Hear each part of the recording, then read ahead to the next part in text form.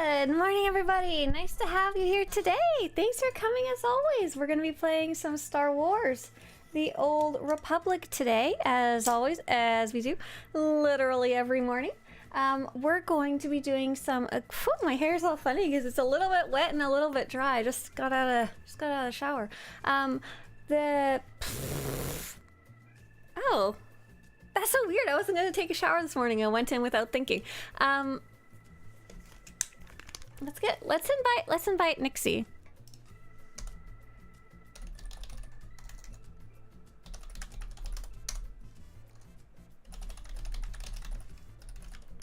One of our guildmates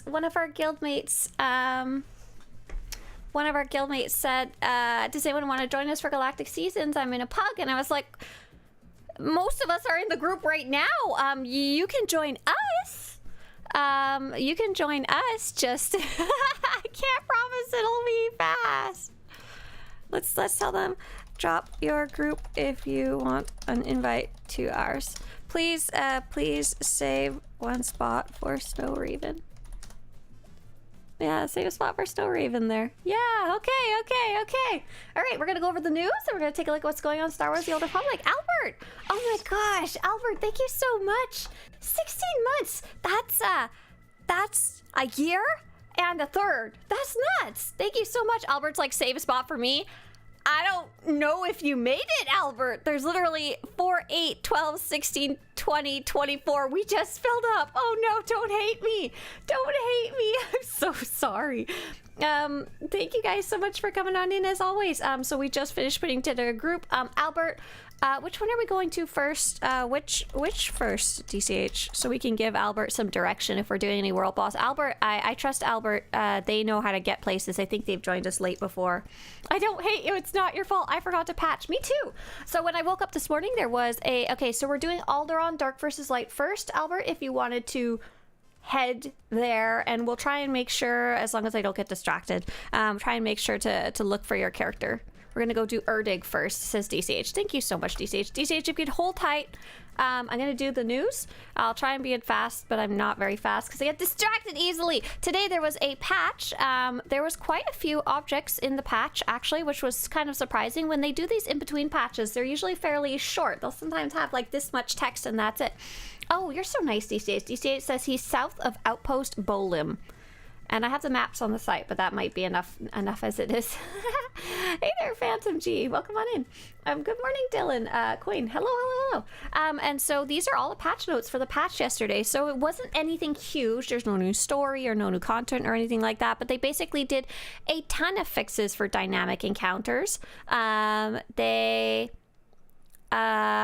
did also a surprising amount of class changes. That one I was kind of surprised and confused about, because they had said before that they were mostly gonna only be changing the tree defaults, and that's what happened last time. There were some very tiny changes, but this time there's a bunch of sorcerer changes, as well as assassin changes, as well as there's some gunnery commando and arsenal merc, medicine operative, sawboom scoundrel, and all of those, they were mostly not major changes to the abilities, but rather changes to the percentages or numbers related. So for example, toxic scan and triage is now used to be 12 seconds long and now it's 10 seconds long. Riddle rotary cannon used to be a hit chance of 10%, it's now 15%. So just a bunch of little adjustments. I don't personally know how much they will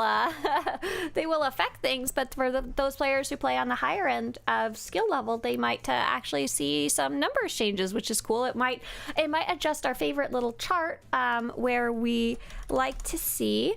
Let me open that up because I love it. DPS/live, I think. Yeah, that's what we like to look at. It might adjust this little chart that we like to look at that shows where in kind of the rankings the different classes sit. So gunnery arsenal got a buff. Maybe it'll no longer be on the lower end of things. Maybe it'll be a little closer to the middle of the pack. We want them all to be roughly equal, with dot classes having a slightly higher what's it called, range of pew pew. Yeah, that's definitely the correct word.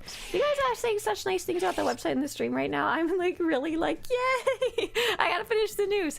Update 7.7 brought the Rancor, probably Outpost Bolim. Albert is the nearest one. This Rancor mount is available for Twitch drops. If you watch 5 hours of any SWTOR Twitch channel before June 25th, so it's give or take around there. You might have to double check the date. You can get this free purple mount, and it's a really cool one. I have been working on the mounts project. It's been going really good. I've been making a lot of progress. I'm super happy. I was having a lot of fun though, because I was finishing up these new categories. We have previous categories, and then I was making kind of new ones to make them more specific, and I can go to the Twitch drops section, and they're all purple. It's really fun, including the little Umbar and Rancor. Inohi says, does anyone know why after the patch today my Togruta skin color went from gray to dark gray? Okay, this is gonna be a really stupid question, but when you go into your character sheet, and you go into your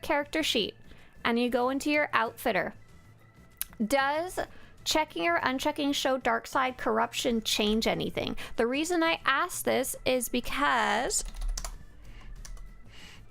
corrected skin color, they showed a change, and it was a corrected, where'd it go? I lost it. Corrected the skin color issues that were present on characters displaying dark side corruption. There may be some cases where players will still see this issue present. We are continuing to investigate those edge cases. So I'm wondering if something there did the trick, you know? Is there a link to that website with the spreadsheet ranking? Oh, good. I'm glad you found it. Yeah, I literally put the link in chat so I could find it. I could find it myself. I'm glad you're able to find it. I really like that one, and I like the second chart too. Let's see what else going on. So that Rancor, it's reset day for Galactic seasons, PvP seasons, conquest, reputation, any weekly quests you're working on, any bestie you're bestieing. So Inohi says, I'm having a problem with the character skin. Inohi, I would, if possible, go into the settings of the game, the little cog on the top right, and open customer support and put in a bug, because they may have accidentally changed something that they didn't mean to. There's just so many different variations that they probably missed one along the way, or broke something by accident. Swoop event is currently running till June 30th. Oh, no, I lied. It's not starting for about a week. Swoop event is starting in about a week. Galactic Season 8 is currently running. Oh, it was a healing nerf to Sorcerer Madness Balance. Oh, that's not a healer class. I got it. PvP Season 8 is currently running until September 19th. And there's one more thing I wanted to check, and that was the sale of the day. The sale of the day is going to be the... Oh, I like this one a lot. This is the Command Corsair. It's still 750 cartel coins, even half off, so still chunk of change. But I like this one. Oh no, I lied. This isn't the one I was thinking of. This is just a really nice kind of sleek mount there. I was thinking of the one that changes color with your color crystal, but I realized this isn't the one, I don't think. This is a really pretty mount though. It's quite nice sleek mount. I might grab that for one of my other characters, because I like the little mounts that aren't too ridiculous. Sale at the mall, MAUL, everything's half off. Oh my god. Waifu also had a question earlier. Do color crystals affect your blasters? So not obviously, you put in your lightsaber, you've got a big glowing stick of the correct color. It does affect your blasters. Part 1, it changes the pew, pew, pew, the lasers that come out of your blaster rifle. And second, if you happen to have a weapon that shows your color crystal in some way, it will also affect that. This is usually mostly only cartel market ones. Where's one that might be a good example? So if they have any of these little laser sights attached to them, that laser sight will also change color. Oh no! Did DCH just disconnect? Oh, poor DCH. DCH, when you're all reconnected, feel free to summon. And there's a couple blaster rifles that have like little, here we go, these plasma core ones. This yellow will change color with your color crystal. Is the Mando gear still on sale? Yeah, let's take a quick look at the on sale tab. And yes, DCH, whenever you're ready, feel free to summon. So yes, it is still Mando related. I don't know how long it will last, or if it will change, or what. No idea. Yeah, some of the season ones also have glowy bits. You are correct. Yes. We had some nice questions about the site and the stream. So first off, one player said, I visited your website. It's very nice. Thank you. I think that was chaos. Thank you. Appreciate it. Yeah, I'm glad you're able to find that resource. But yeah, if you want to kind of go back, if you're interested in seeing the other most recent updates, here's 7.7, here's 7.6.1, and here's 7.6. So that's basically the last 3 times they did big updates. And we'll go as soon as DCH is back on site. Poor DCH. What are the best stat priorities for Immortal and Vengeance Juggernauts? You asked me that like I know. Like I know. Like I'm a font of knowledge or something. I have no freaking clue. Oh, this is the old guide. Oh. Oh, that's nice. This is the old guide, but I put the new guide in here too. This is, you're a what? You're a Immortal and Vengeance. You're not allowed to ask about 2 at once. I'm gonna just link you this page and you'll be able to go take a peek as well. So it looks like Vengeance, as always, you're trying to get your accuracy point, you're trying to get your alacrity to the first threshold if you don't know otherwise, and the rest into crit. And if you need explanations about what these mean, at the bottom of the page there's a lot of little talking about it. What does it mean and stuff like that. All right, let's take a look. Oh yeah, the other question was something like, are you affiliated with, here we go, Shit Show Joe. Oh darn it.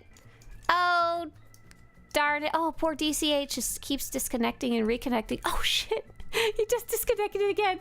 I'm so sorry. I'm so sorry. Joe asked, are you partnered with the game developer? Your stream elements are very nice, as well as your website. So all of that is stuff I made. That is, we have something called the Content Creator Program. It's not incredibly hard to get into. There's a threshold, but I don't think it's as high as many other games. And they're very nice. They give us a little more. I keep getting stuck in this, whatever this is. They will reply to us a little more often than the average person, which is cool. I really appreciate that. So for example, when Starforge took a poop the other day, like last week, I was able to talk a little more directly with them and get that info to them, which was awesome. That made me very, very happy. And then second, they will give us codes to give away, which I do during special occasions. Speaking of which, there might be some code giveaways on Monday. Just saying, if there's going to be a special event then. Oh, it's not lucky. I'm just on Corellia from before. I don't even know exactly why I'm here. Technically I'm stuck in place. Hopefully a summon will fix that. Uh-oh, Swtorista. Oh no, I'm stuck. Uh-oh. And I already used my stuck, and then I immediately went and... What did we say the trick was? You could try logging in, logging out. Yeah, I'll try that first. You could try quick traveling first. Try traveling to your stronghold. Try /stuck, obviously, as the first rule of thumb. If I wait patiently, my /stuck will become available again. I just have to not jump into the same thing again. But yeah, so they have that content creator program, but they don't, like, as far as I can tell, they don't really sponsor any creators, if that's what you're asking, Joe, or they don't really provide anything. But yeah, a lot of these elements I've made or I've had drawn for me. For example, this little picture, the Ask Questions. I love that one. Oh my gosh, do I have the original Ask Questions? Originally, it was a GIF. It was a GIF. It was a GIF. Oh, thank you, Nessa, for re-inviting me. I'm gonna get away from this this rock that I keep getting stuck on because I keep jumping around it. Originally, it was a GIF of my character's head going like this, saying "Ask questions" or something like that. It's really funny and silly. It was a sweet little GIF from my friend to be silly. And so I decided to make it a little more clear, a little more professional, using a logo that I got drawn from a screenshot that I had taken, and then I created the like ask questions and cut it out to fit and stuff like that. But yeah, a lot of this stuff has been just made over the years, and the website is, that's me. Oh yeah. Oh, I can't. I was about to do the like other, what's the other pose? It's like, what's the one your character does in game? Oh, Lucky is in the list for Galactic Seasons. Oh, but we're doing Dark vs. Light first. Oh, poor DCH. Poor DCH is having a whale of a time. DCH says, I'm gonna restart my game, give me a minute. Yeah, absolutely. That's so sad. I'm sorry. I just told Snow Raven that it would be faster. No, JR said once we get rolling, it'll be faster. I guess that's the important rule of thumb. Yes, the gift of a gift, exactly. And so yeah, I'm really proud of a lot of the stuff I've made. My background is in marketing, but I went to a college, like a trade school, actually. I did a very short program there, but a majority is just stuff I make over time and self-taught. I will say important facts though. Ever since COVID started, I started doing it full time, so I do have the time to make stuff like that. Yay! Oh no, DCH says I got a pink square. We're starting again. Oh shit. Grandmaster Dibs JB says Andor is officially my favorite thing Disney Star Wars has ever made. Honestly, wasn't expecting to like a show with no Force users that much, but I think it might be better than most of the OT. Andor is really good. I tend to not rewatch Star Wars stuff very much. We rewatched Andor season 1 and I was just absolutely enthralled. I was just like very happy about rewatching it. I really enjoyed it. I think we have one final episode to watch of Andor season 2. We've been putting it off. We've been saving it for a special occasion. Me and Mr. Swtorista, how silly is that? Lupo says, oh my god, it's the Swtorista. You're literally my hero, man. Thank you so much for all the knowledge you provide to the community. Oh, you don't have to say I'm your hero. That's a little much. But you're absolutely welcome. So glad you're able to use the resources and use them to enjoy our favorite video game. More betterer. Yeah. I'm starting a new channel. It's called Grammarista. Oh no, I need to get away from whatever. I need to get out of this planet. I'm gonna go to my stronghold. Hopefully I can't get stuck in too many things there, because this is really dangerous. This is really dangerous. Darth Vader has a cameo? Wait a second. Oh, is that in the final episode? Does Darth Vader show up? Ba-ba-bum. Or is there something that already happened and Darth Vader was there and I already forgot? That is also equally likely. Yeah, but yeah, I've really been enjoying Andor really a lot. If you made a KOTOR channel, would it be KOTORista? It would be, but I don't think I'd make a whole project around KOTOR unless it's a kind of a, like, what is it, like 15 years old at this point? Okay, let's see. Let's cross our fingers for DCH and then we can get rolling. I watched all of Andor, then Rogue One, and then A New Hope in about 2 days. I cried at the end. Oh, that sounds such a nice way to enjoy that. Yeah, so I watched with Mr. Swtorista. It's part of our marriage clause. It's kind of like you can get a prenup. We got a pre-Netflix nup. You're not allowed to watch certain shows without the other person. No, we love watching certain things together. We have certain shows that we save to green check mark top left, that we save to watch with each other. And if the other one isn't as interested, we'll be like, nah, you can watch that one by yourself. You don't have to wait for me. But yeah. Oh, Rogue One has a Darth Vader cameo. Vader came right at the end and did a Fortnite dance. Oh yeah, for sure. Who is Mr. Swtorista's favorite Star Wars character? I always have a hard time with this question. I think the answer is Revan, just because there's so much variety of Revan. Like, Revan can be anything. Revan can be whatever you want. Yeah, DCH says my internet is really acting up today. No kidding. You got the pink screen of death though, which is... Oh, we're going. Okay, let's see. Did everyone make it here? Let's see. We need to... Nixie is not here yet. Nix. Accept the summon. And Raylathia is here. I think the only one we're missing is Nix. So I'm gonna just tag the boss and I'm gonna keep an eye on them. Oh, they're so far. Oh! Whoa. Did you see that? The game like took a poop. I'm gonna taunt and cry. Oh no, Nixie is still on the Imperial fleet. Please? They made it! Yay. They made it. They should get credit just fine.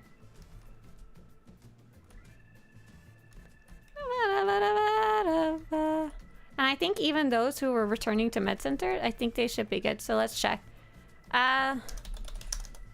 Check up. Nixie and Patrick, did you get credit? I think you should have. Patrick, DCH, I was surprised that you got the pink square, though. That's usually not like an internet connection related issue. That's usually like, you need to update your graphic drivers, but it could have just gone haywire because of your internet first. Oh no! Patrick, you didn't get credit! Sorry! That means Nyx didn't either. Okay, we go again. We go again. Oh, Garcia didn't get credit either. Okay, let's take a look at instance 2 and 3. I'm gonna go to 3. Check 3. That is okay. We have more than enough people. It is totally fine. Joster says, I haven't been able to check this morning, but what are the challenges this week? Oh, the Galactic Seasons objectives? If you ever want to check, they do post them on SWTOR.com in the news section. They do post them in the news section. Oh, your GPU does need an update. Ah, good. So that's good news is that's an easy fix when you're ready for it. Good news. Not too hard to fix. So the boss is somewhere around here, right? I don't see him. I don't know exactly where he spawns, but I don't see him in 3. Would anyone mind going to check 2, the PvP instance? Dun, dun, dun, dun, dun. I'll hang out at 3 until then. Arakai says, I'm gonna switch tunes to the next DVL. Yeah, that'd be perfect. Thank you. That'd be awesome. Appreciate that. Good luck with your computer. Muwop says, you help me out a lot with your videos. Let me know what I should be doing. Ah, that let me know what I should be doing. That's awesome, Muwop. I'm so happy. Once again, thank you. I'm so glad. Thanks for coming in to say so live. It gives me... Oh, Nixie disconnected. Oh, no. It gives me a lot of motivation when you guys swing by and say you were able to get useful info or direction from them. Thank you. Oh, Dr. Hub says, I got fooled by a teaser trailer for Andor on YouTube. Oh my gosh! Dr. Hubs, when we were trying to look up Andor Season 2 trailer when it first came out, I also got punked by someone who had an Andor trailer, but it was just a fan-made one. Oh my god, that makes me so angry. Who is Mr. Swtorista's favorite Star Wars character? If he was awake, I would literally go ask him right now. But he's not. I haven't seen anyone check instance 2. Oh, I see Skull is checking 2. So we'll get some news on that soon. But I am wondering about Nixie because he's up. May you summon? I don't know what to do about Nixie though. Please don't fight him yet, though. Let's see if they can... maybe Nixie can reconnect? I know his favorite creature is a blurg, though. You know, like the weird little guy that, the Ugnaught from The Mandalorian rides. Green check mark top left, especially for Patrick and Garcia, especially. Oh, Erdig just popped up on 2 as well. That's cool. And then his favorite droid is a pit droid, like the ones from Tatooine with the pod racing. He really liked the pit droids when he was little, and it kind of carried over. Hey there, Tulkas. Winter says Andor benefited from top-notch storytelling. Top-notch. Oh, I'm having a little trouble. Hiring a good showrunner and serious writers with no restrictions around selling certain toys or pre-selling future shows. That's really right. They were really given. They were really... Here, I'll just summon again just in case. Summon group? No, summon's still out. It's okay. We'll make sure to wait for Nixie now that we see them reconnected for sure. I see Nixie is physically here, so that's good. We're all here. Okay, yeah. We're here. We can go. I'm gonna do a ready check, but I'm just gonna go. Ready check! Can I ready check? Oh, I'm not allowed to ready check. Can you slap a RC in there to tell everyone we're going? So if you did not get credit, so specifically Nixie, specifically Patrick, specifically Garcia, if you die, stay dead. If you did not get credit, if you die, stay dead. Otherwise, you can always return med center, because who cares, right? Don't matter. Yeah, it does definitely... Oh, I died. Ha, ha, ha, ha. Sorry. It does probably help a lot that Rogue One, sorry, Andor also doesn't have to make a sequel or anything like that. Like, it's very much one and done. There can't be a continuation of Andor, so they can really fit things within that timeline. And there's already an ending decided, so you don't have to, like, make up a half-hearted ending because you don't want to close that story if there's another writer who wanted to pick it up, which is also kind of cool. Did I go the wrong way? I'm gonna try and go up over the mountain here. Wish me luck. I don't know if I can go this way. Oh, freaking parkour! Go! I may have made a terrible mistake. Do not follow me. Oh gosh. Mistakes were made. Deaths are happening. Oh, I can't go up this way. What did I do? Don't follow me. I don't know how to get you back to where you need to go. Oh no. I've done a terrible decision. Is this a night remote operation? No. There's a lot of people dying. This is a dark versus light world boss. So it's a world boss, but it's a very specific type of world boss and very special, and it'll probably actually go away in about 2 months. Ooh. Where's that boss? Where's that boss? Did I get the boss? Yes, I did get the boss. Perfect. So sweet. Yeah, Garcia just stay dead. Don't return to med center. Hopefully Nixie is here too, otherwise I'm gonna cry. Nope, they're here. Perfect. Amazing. They may still be loading in. Let's see if we can give them a... Oh. I was gonna see if I can get them to get tagged. But oh, thank you. Thank you, Robin. Appreciate the revive.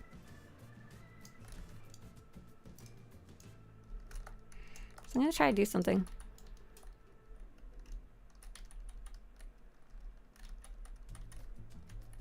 I'm gonna see if I can get, like, Nixie to literally get slapped by the boss. Hopefully that's not too far away. Yes, okay, cool. They got hit for sure. They're gonna have credit whether they want to or not.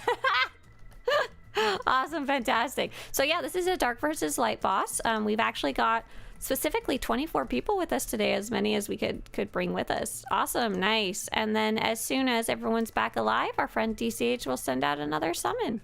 Cool. Look, Nixie even survived. Yay, even though they're having their load-in problems there. Hey there, Ghost. Hey there, Kitty Lasers. Nice to have you guys here as always. Is it possible, says Vixalotl, to get Valor rank 100? Oh, sorry, Galactic Seasons rank 100 in the seasonal pass. Currently at 35, 36, and it feels like I have no chance. Okay, so you've got some good news and some bad news. Okay, so here's the deal.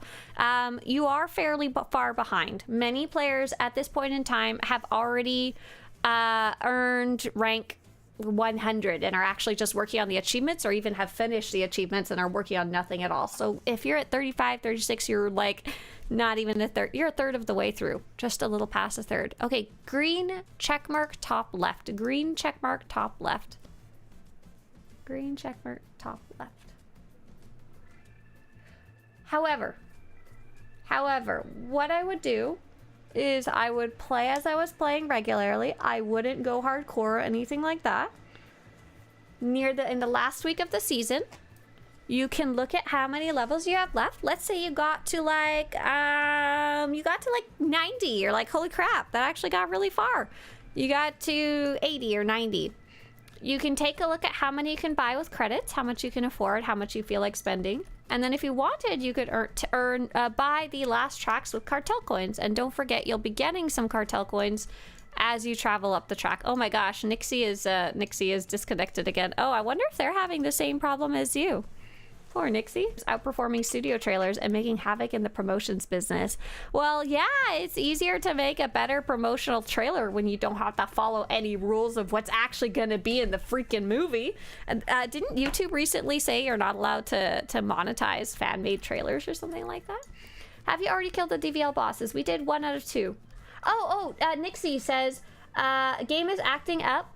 Stuck on Alderaan loading screen, going to restart the game. Absolutely. Thumbs up.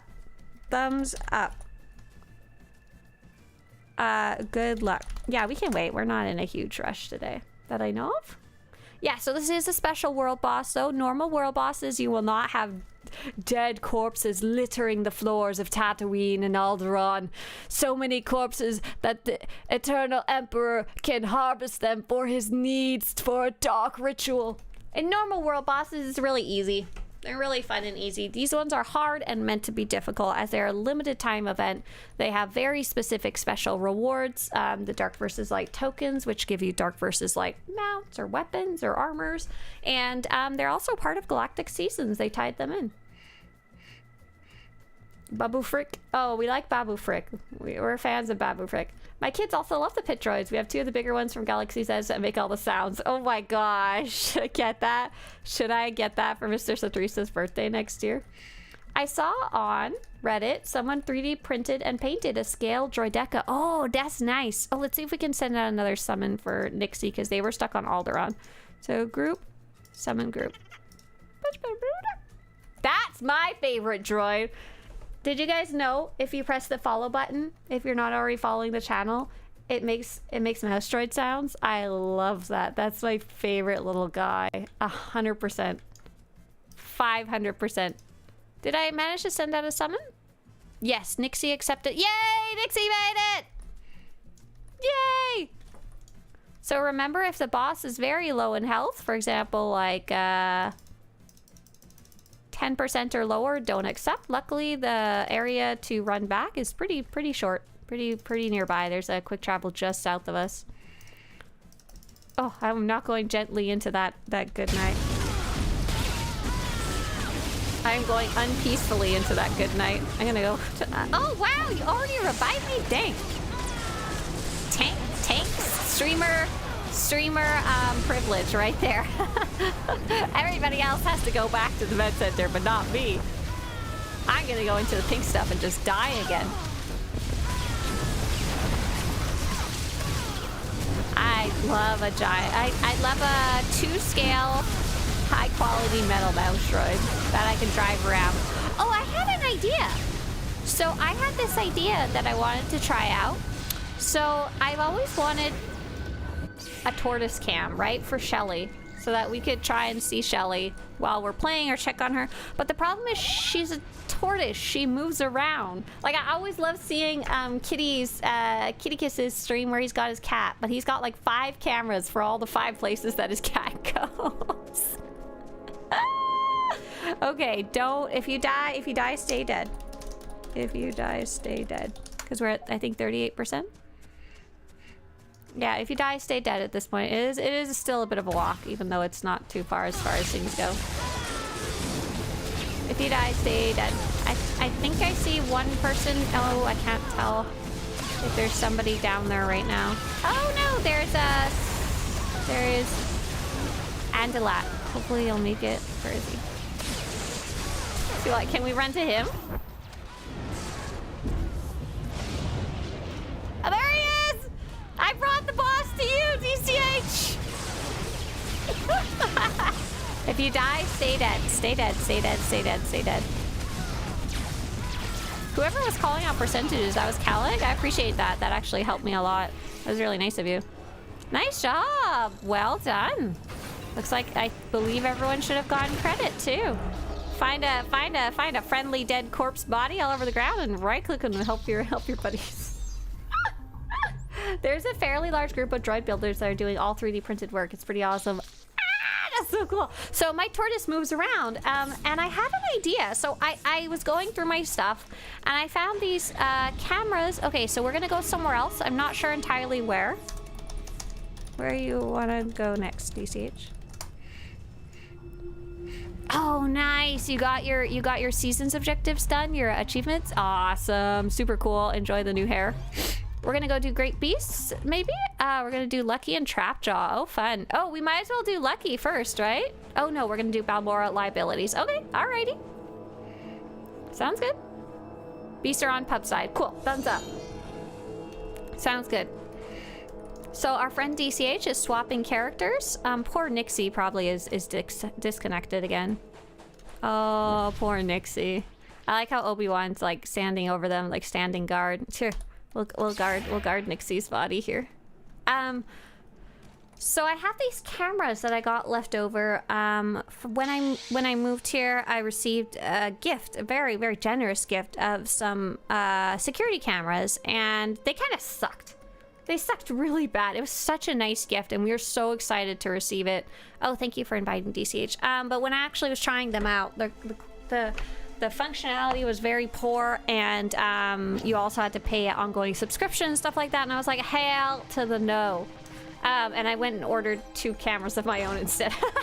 that are like hardcore cameras that are like for nerds, not for casuals. Okay, so it looks like Nixie has fully disconnected. So let's see if we can give Nixie, that was Snow Raven. We'll see if we can give them some time to reconnect. Restarting PC, hoping that helps. Wow, so sorry for the problems. Don't worry, Snow Raven, it happens.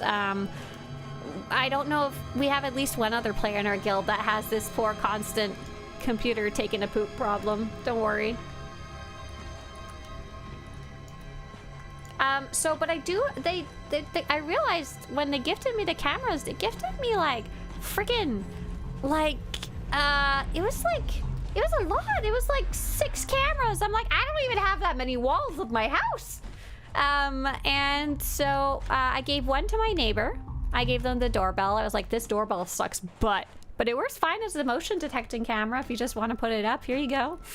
You don't have to pay for it, the subscription, if you don't use the fancy features. And then I was like, well, I have one more outdoor camera left that I'm literally not using for anything.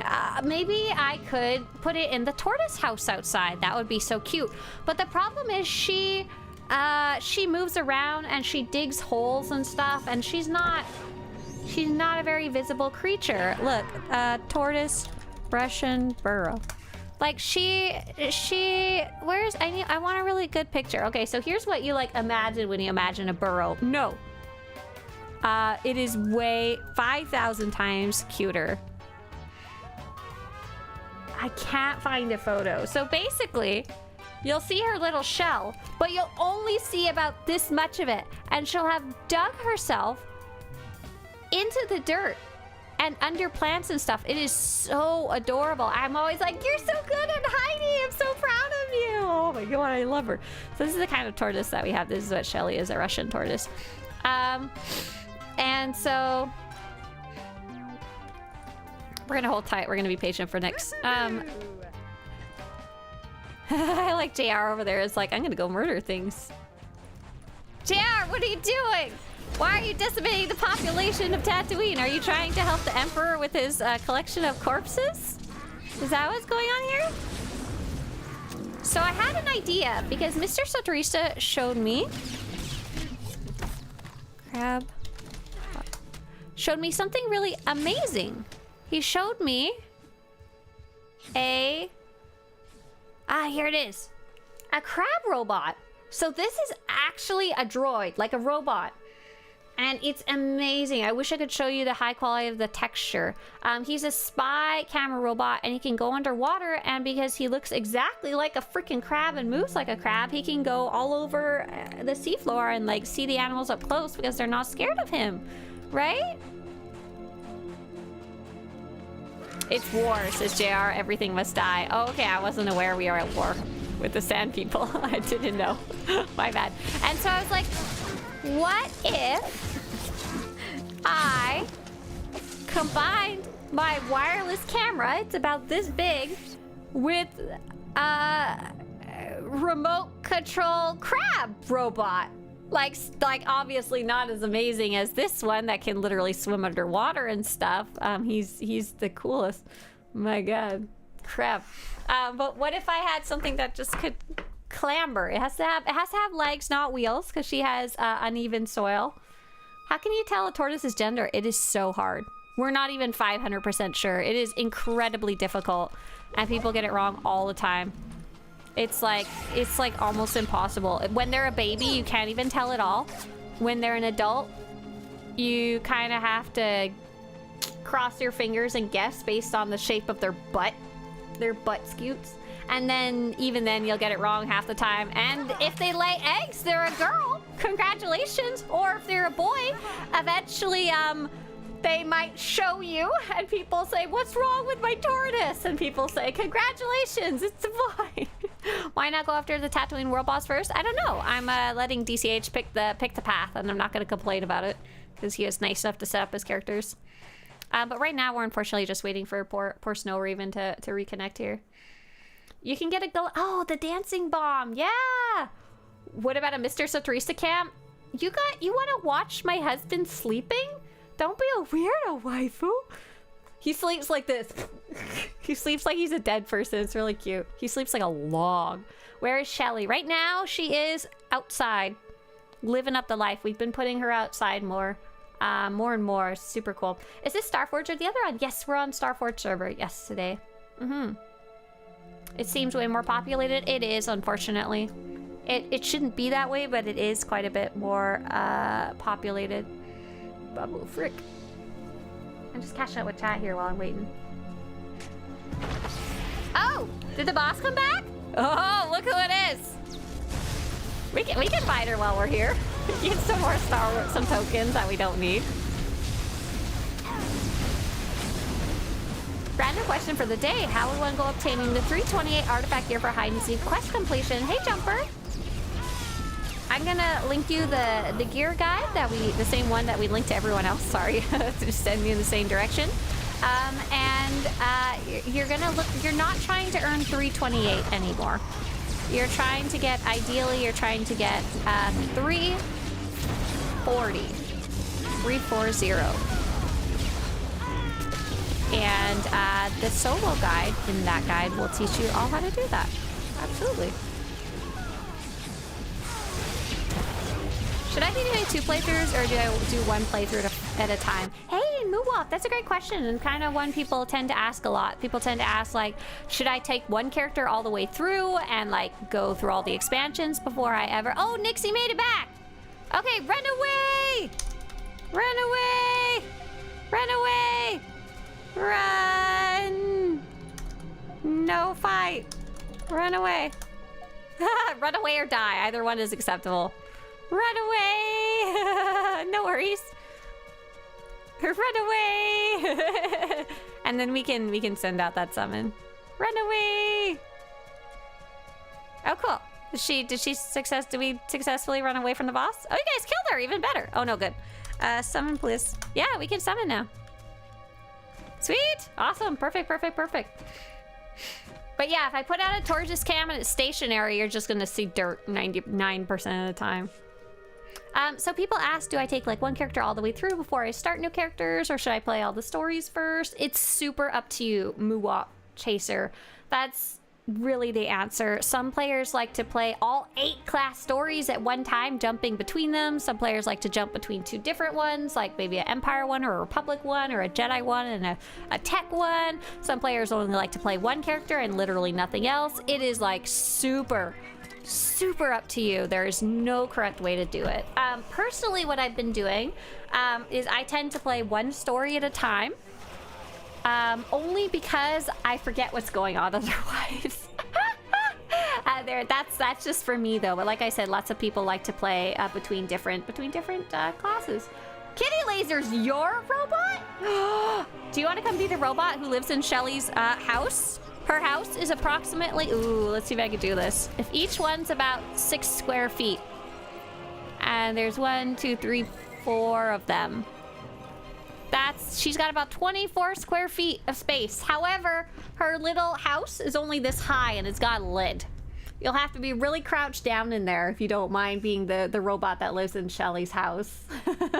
You'll have to be like on your belly, like when you're training for boot camp, you know? What is that disco ball thing that popped up? Oh, that was the dance thing. That's right. Let's see. Did we get everyone here? Nessa? Nessa's here, but stealthed out, and we're waiting for the boss to show up, I think. Does anyone want to put out the disco ball again?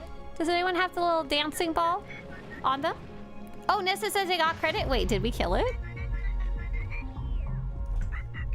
Did we kill it? Did I get credit? They're soloable if you didn't get credit. Oh, we killed it! Oh, I wasn't paying attention. That's funny. Oh, I got it! Yeah! Good to go. Yeah, we're good. We're all good. I'm sorry. I didn't even notice we killed it. There's the disco ball. Yeah, so this is, there's two different types of items like this. There's the, I believe it's called the Galactic Party Bomb. Green checkmark top left. Green checkmark top left, please, to our group. There is the disco ball. Is awesome. It's called, oh, there's a party, sorry. The party instigator you can get at Social 5. Pretty cool. Neat little thingy that pops up. And there's also the Galactic Party Bomb at Social 10. And is there another one from the cartel market? I never remember. Okay, yay, we all made it! Hooray! Okay, dead. Good. Oh, there she goes. Watch out, boys, show Galactic Seasons.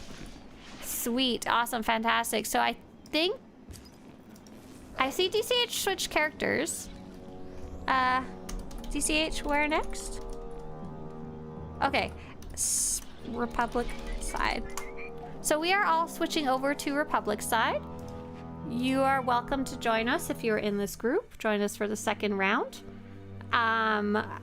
It's going to be the same requirements. Starforge server, Republic side. Just need your ship in the story. Ideally, it'll be the same people who are in this group, but I have no way to enforce that. Unfortunately, kind of sucks. It is what it is. Nixie, that seemed to help a little bit.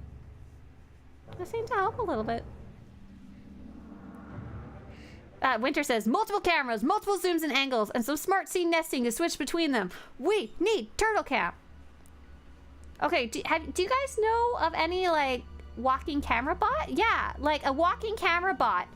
I'm pretty sure I could even talk back to her if I paid for the little subscription for it. I'd be like, shall we? I don't think she would like that very much, to be honest.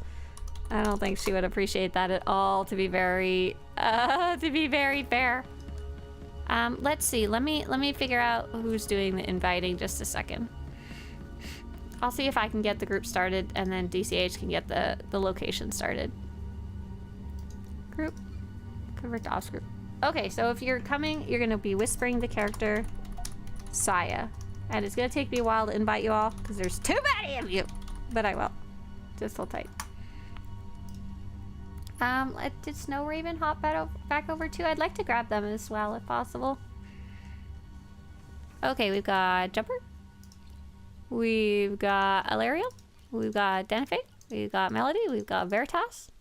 We've got Patrick. We've got Saya. Why did I put X in chat? We've got JR. We got Patrick. Oh, we already got Patrick. We got Realicelia. We've got Jazargo. We've got Travin. We've got Robin. We've got Eric's. Is that Nyx? That'd be Snow Raven character? No, that's not Snow Raven. Katie Carson. Oh, I like it. Jumper. Yeah, we got 2 sweets. Iron on Insignia. Ivara. Quinica. Danafe. Pogaro. Zaratius. Skal says whisper in all capitals. Shotia. Shot ya. Got it. Ahoy says JR. I think I got you earlier, but just in case. Vexelexerexerus. Quinica, I think I already got. You guys are smart re-whispering me. Tikivinka. I think that might be it. 4, 8, 12, 16, 20, 24. That's all the space I got. And I don't think Snow Raven's online, so I'm guessing that they lost their spot to someone else who yoinked it. I don't know if it kind of drives me nuts. I have no way to police that though. Green checkmark top left, but luckily the other ones are a lot easier to do than Dark versus Light. Has Shelly ever laid any eggs? No. However, I don't think she's old enough yet. She's kind of in turtle years for her species. She's a preteen. Quinlana says only sleeping is a category on Twitch. Oh my gosh, we could show you guys were saying like watch Mr. Swtorista. If we streamed the tortoise sleeping, that would be like 24-hour stream right there. That alone.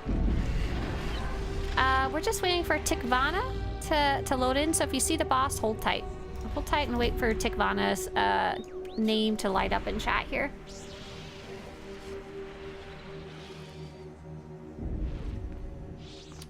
I think we had a question over in YouTube. What was that? We're talking about classes here. I'm become addicted to playing my assassins, the Vixalata I leveled the other day. Feels so much fun. I love playing the assassin. Absolutely. Absolutely. And yep, there's no quest.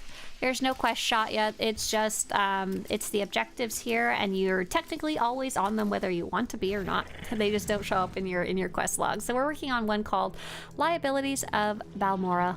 And you can see we already got half credit. Half credit here.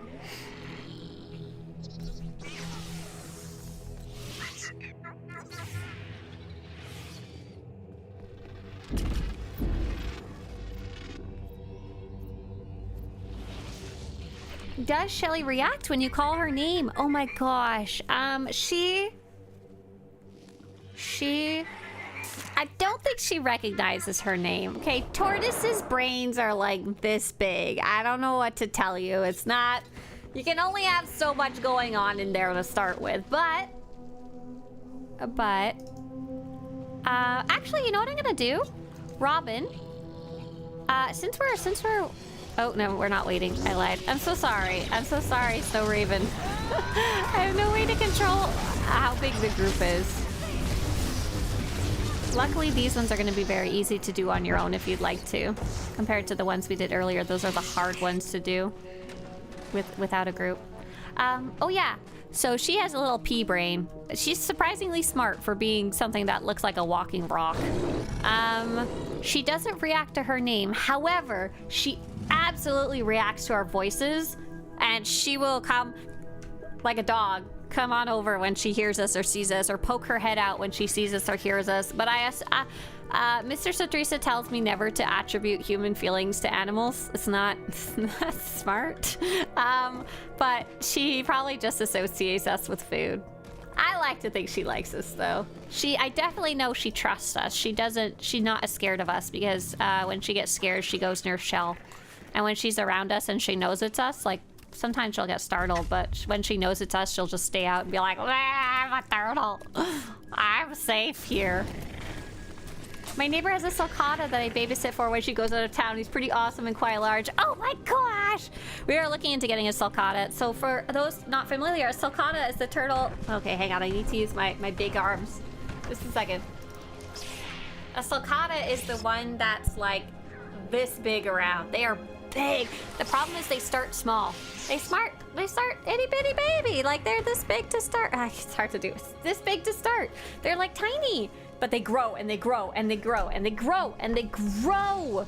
And they are not just peaceful animals. Like they're not gonna eat you or anything, but they will, oh, what did I press? The wrong button. They like to dig and they like to burrow, and they're fairly destructive. They're just like, and the problem is since they have like no brains, they're kind of like a stupid dog that digs through like your house. Like if you've ever had a dog that chewed through a post or something like that. Tortoises will just dig. They don't really have a concept of, oh my God, that's my freaking house you're digging into or digging under. So yeah, sulcatas are so cool. I've only met a couple, but oh, I love them. That's so cool that you get to babysit it. That's really neat. Like babysitting a tortoise is like the easiest thing. We always drop our Shelly baby tortoise over at Mr. Swtorista's family house. We bring her in a big bin, like a Tupperware bin, like the one you store stuff in the attic. And she has a bunch of wood chips in there, and we put her burrow, her little hide made of wood in there, and all they have to do is, one, turn on her light, and they don't even have to do that anymore because we figured out how to put it on a timer, and two, feed her once a day. And you feed her like pellets, or you feed her literal lettuce from the fridge. Like that is it. There's nothing else you have to do. And if you want to, you can take her for walks where you watch her wander around the yard. It's the easiest thing to babysit ever. Oh, does she hibernate? So, really cool fun fact. Tortoises do not hibernate. They do something called bruminate. B-R-U-M-I-N-A-T-E. Bruminate. It's very similar to hibernating, but they are not quite as asleep. They're a little more awake than like a bear or something like that. And some people apparently put their tortoises in the fridge to bruminate. I was like, oh my god! So our tortoise does not ruminate, mainly because, one, she's a fully domesticated tortoise. She's never been in the wild. She's always been somebody's pet. She was someone else's pet before us. We just kind of took on a hand-me-down tortoise. And then second, it's really warm here in California. Rumination usually happens when it reaches a certain temperature and stays that way for long enough. And she is hot. It's hot here. She absolutely burrows and sleeps for the night, though. Did you know that Charles Darwin and Steve Irwin both own the same Galapagos tortoise named Harriet? Oh my gosh, I want to hug Harriet. I want to hug Harriet. Is Shelly in a place outside where she won't wander off? Yes, seal key. I'm like trying to figure out if I can show it to you guys somehow.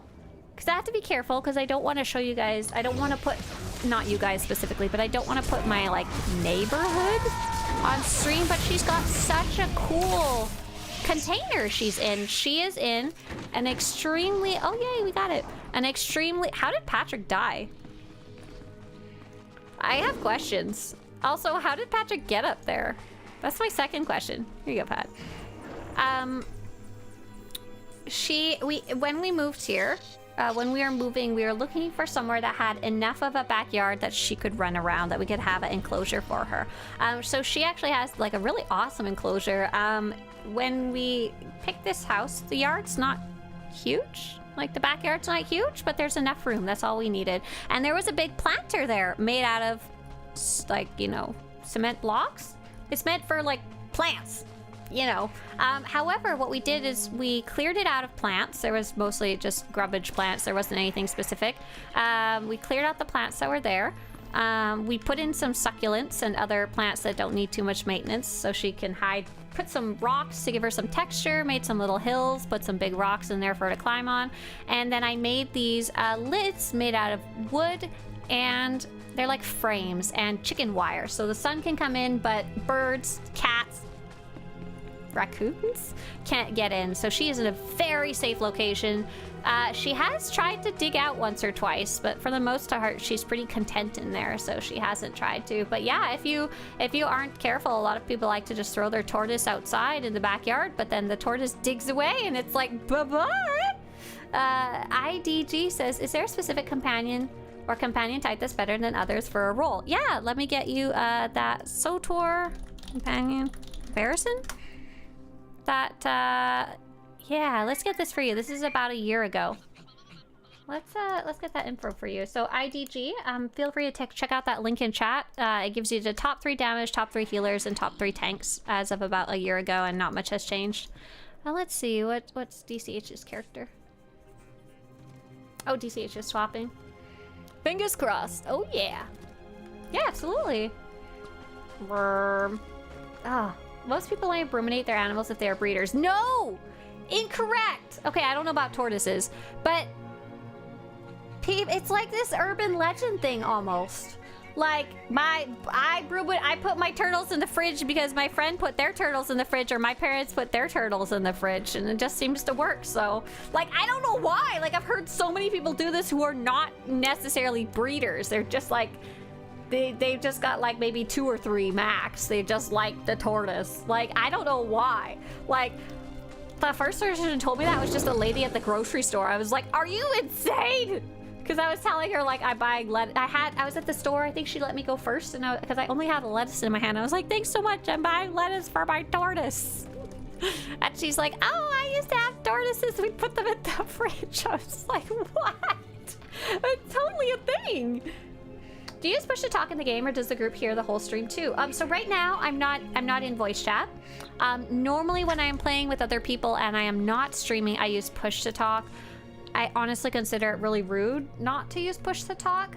It's kind of become more acceptable to not use it now that like things like Discord have much better filters to filter out unwanted noise. But back in the day, it was freaking horrible. Like, you would shame and flame somebody if they didn't have push to talk on, because they're like, I don't want to hear your TV, I don't want to hear your kids, I don't want to hear your toilet, I don't want to hear you clacking at your keyboard, and so on and so forth.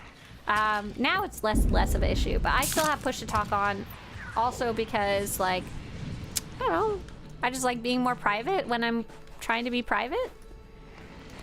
When we are doing group voice chat events here, I usually turn off the push to talk only because it gets awkward otherwise. We put our tortoise in the fridge beside the lettuce. That's right, in the veggie crisper drawer. Turtles are important. Thank you for caring for basically the creator of the world. Oh my gosh, I'm gonna go tell my tortoise that she's basically the creator of the world. She's gonna get such a big head. Can I solo Trapjaw as level 19? You can sure try. Which class story is your favorite? Hey there, Asek. I really, really like the Imperial Agent story. I've been thinking about it a lot lately. That one I think is still by far my favorite. That's weird that they would just do it just because. I know, the whole tortoise in the fridge thing. I think it's just because it's like that's, for some people, that's just how you take care of tortoises. That's how we always taken care of Long John Silver the tortoise. He's always got in the fridge. For part of the year. I don't get it. I don't get it at all. I really don't. Is Snowraven online? If so, we could kick someone competent. Oh, did someone just summon Trapjaw? Oh, yes. We're all here. I lied. Okay. I'm sorry. Please ignore.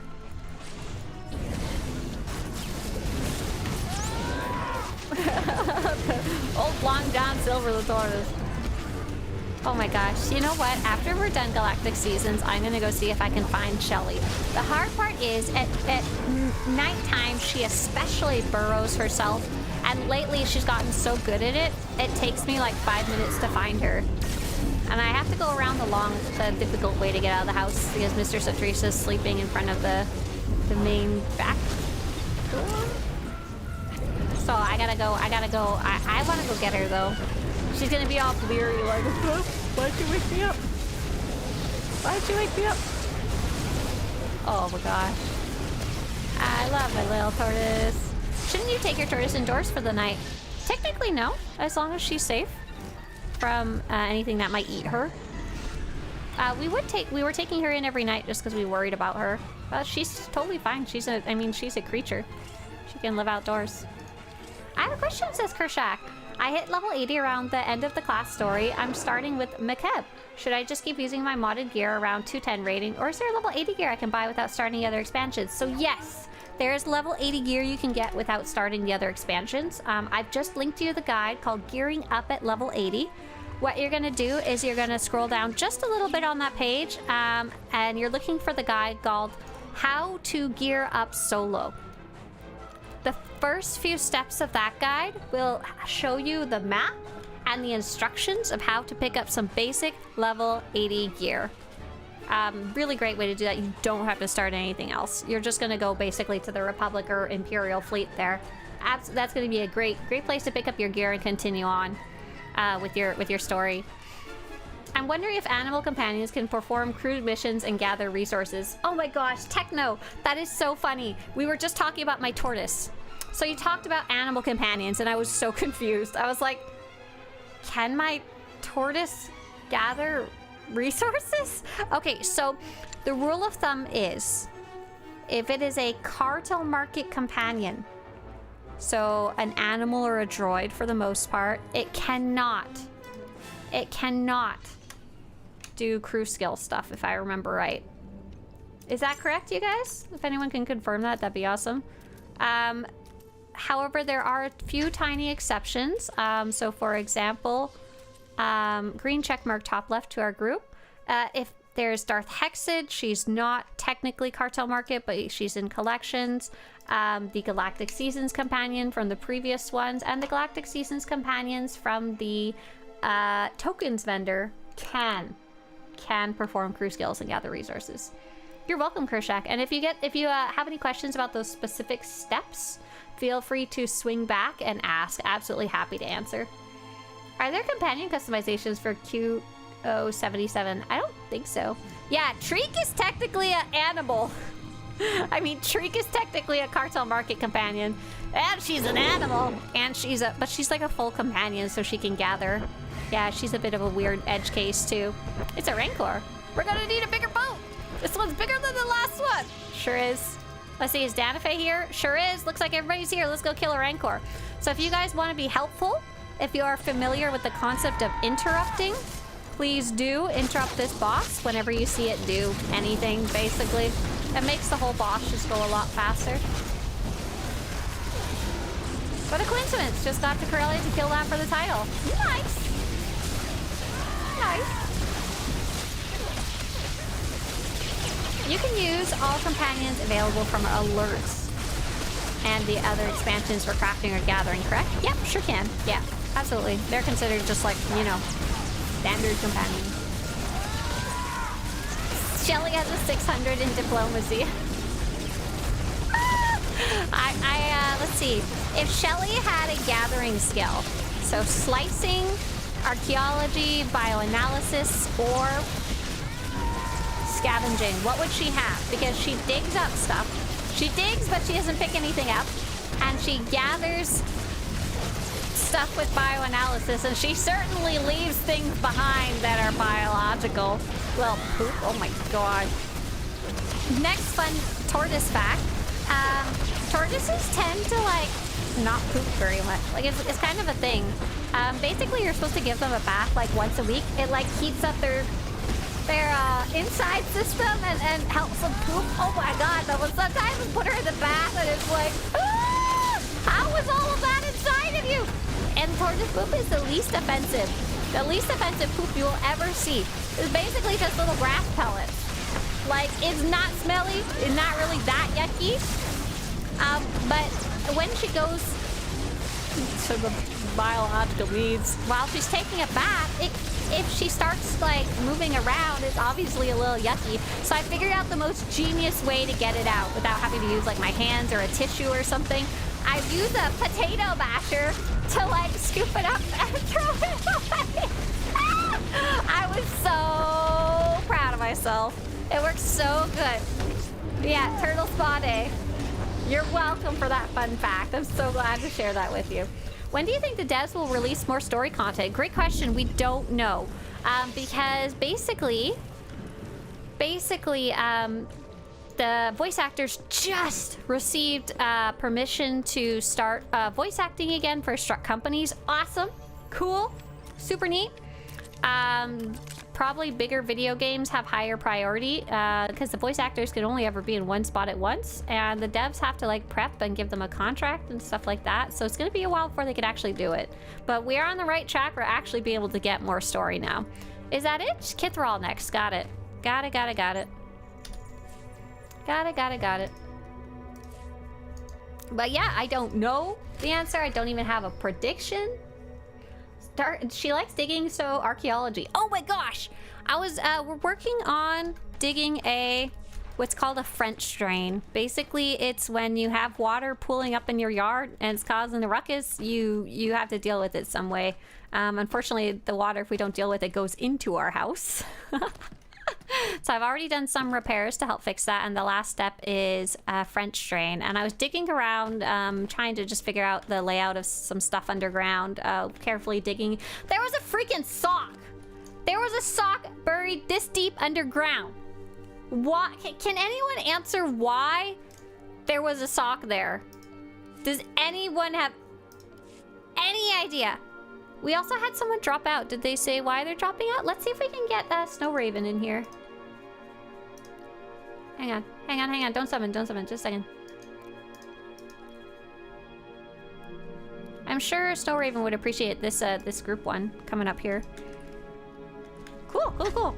Dogsbury stuff. Oh, that's not that bad. The previous people had a dog. Yep. And Erudius, yeah, we're pup side right now, but our group is full up, unfortunately. Buried murder evidence. No, it was just a sock.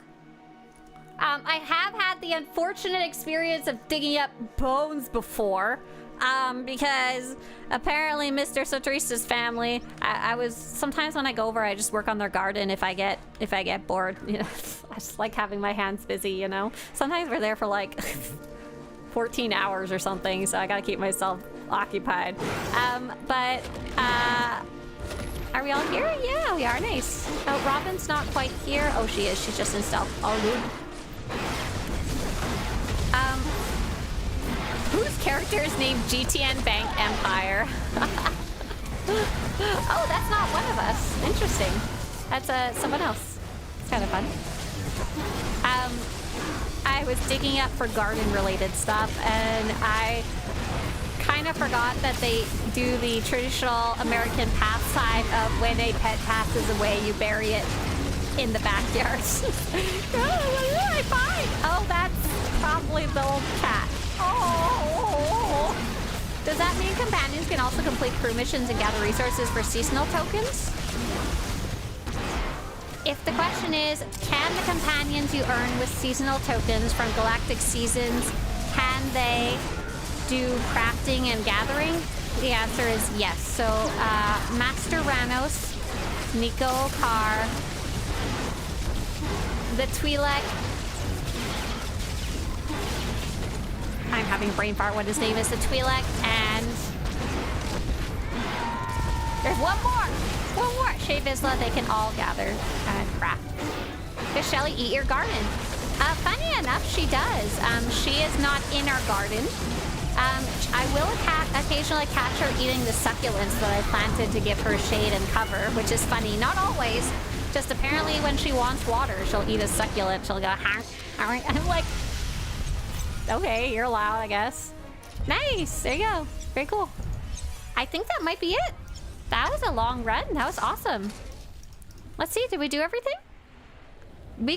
Wow, we got 4 different objectives done. That was, oh my gosh, there's still Sparks of War. Wow, this is super group activity today. Amazing. Oh, this is a fun week. And there's Mountain Queen after this. I'm so sorry. You guys are never gonna get to see Shelly. We're having too much fun. Sparks, yeah, that's cool. Awesome. No, super cool. Thanks for verifying.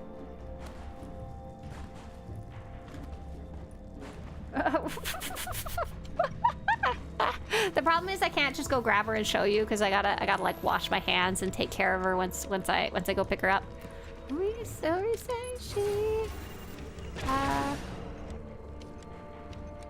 Corpse dog training for a turtle. Right. So I have unfortunately dug up bones before, and I promise you that sock had no bones in it. That's all I'm saying. The sock that I dug up in the garden. But I was having so much fun last night. The ground was super hard. Like, it's very compacted. Shelly should become the official mascot of Swtorista. She's my mascot. Yeah. Oh, nice, Kitty Lasers. You're almost 700 biochem. You can almost start using that reusable med pack. Don't forget, once you reach 700, it's probably cheaper to buy the reusable med pack than it is to learn to craft it yourself. Just so you're aware. You can always just look it up on the GTN instead of making it yourself. If we want to make 2 groups of lair, I can start at the second group. Oh, I don't hate that. Yeah. Okay. Let's do Sporks and go from there. Did we get everything? We have Patrick. Patrick is still on Runuk, so give him a second. I'm gonna see if I can go grab a soda really fast because I'm craving. I'm craving it. Oh.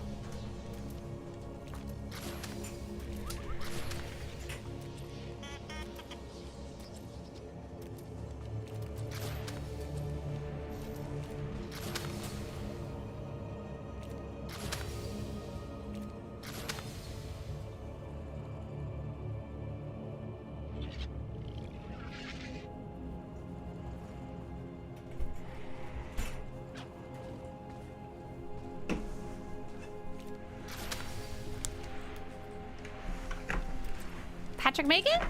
Okay, let's go. Let's go murder stuff.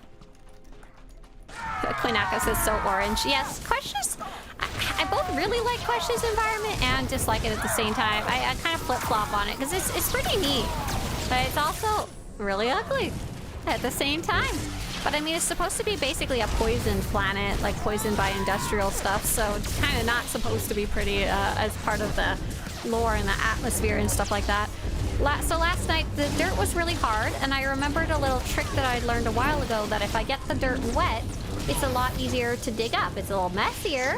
And so I showed Mr. Swtorista. However, when you use mud, it kind of gets everywhere. Like, for real. Like, it doesn't. So I showed Mr. Swtorista this last night. I sent him a text. I'm covered in mud. I feel like a little kid. It was just everywhere. I didn't realize I had it on my face until I went inside, and I was like, why do I feel something on my eyebrows? Hey, Odie. Odie, you want to come dig in my backyard with me? It's fun. Is that a bantha behind you? Sure is. Yeah, he's a cute one. Oh my gosh. I love this little guy. Look at him! Look at his little eyes! He's from the Disney store. Like, he's like probably like 10 years old at this point too. He's older than my marriage to Mr. Swtorista. He's super cute. Mud is good for the skin. I was thinking that it's not really close to where I live. It's driving distance though. There's a place called Glen Ivy, and it's kind of near LA, not like, you know, it'd be a day trip kind of thing. And it has mud baths, and I want to try it out at some point. I tried to invite my mom to go, and I floated the idea past her, and she was like, no. No. No. Odie says, I'll help. Do we dig with our bare hands or with shovels? It's up to you, Odie. If you want to dig with your bare hands, I'm not going to stop you. I have shovels, though.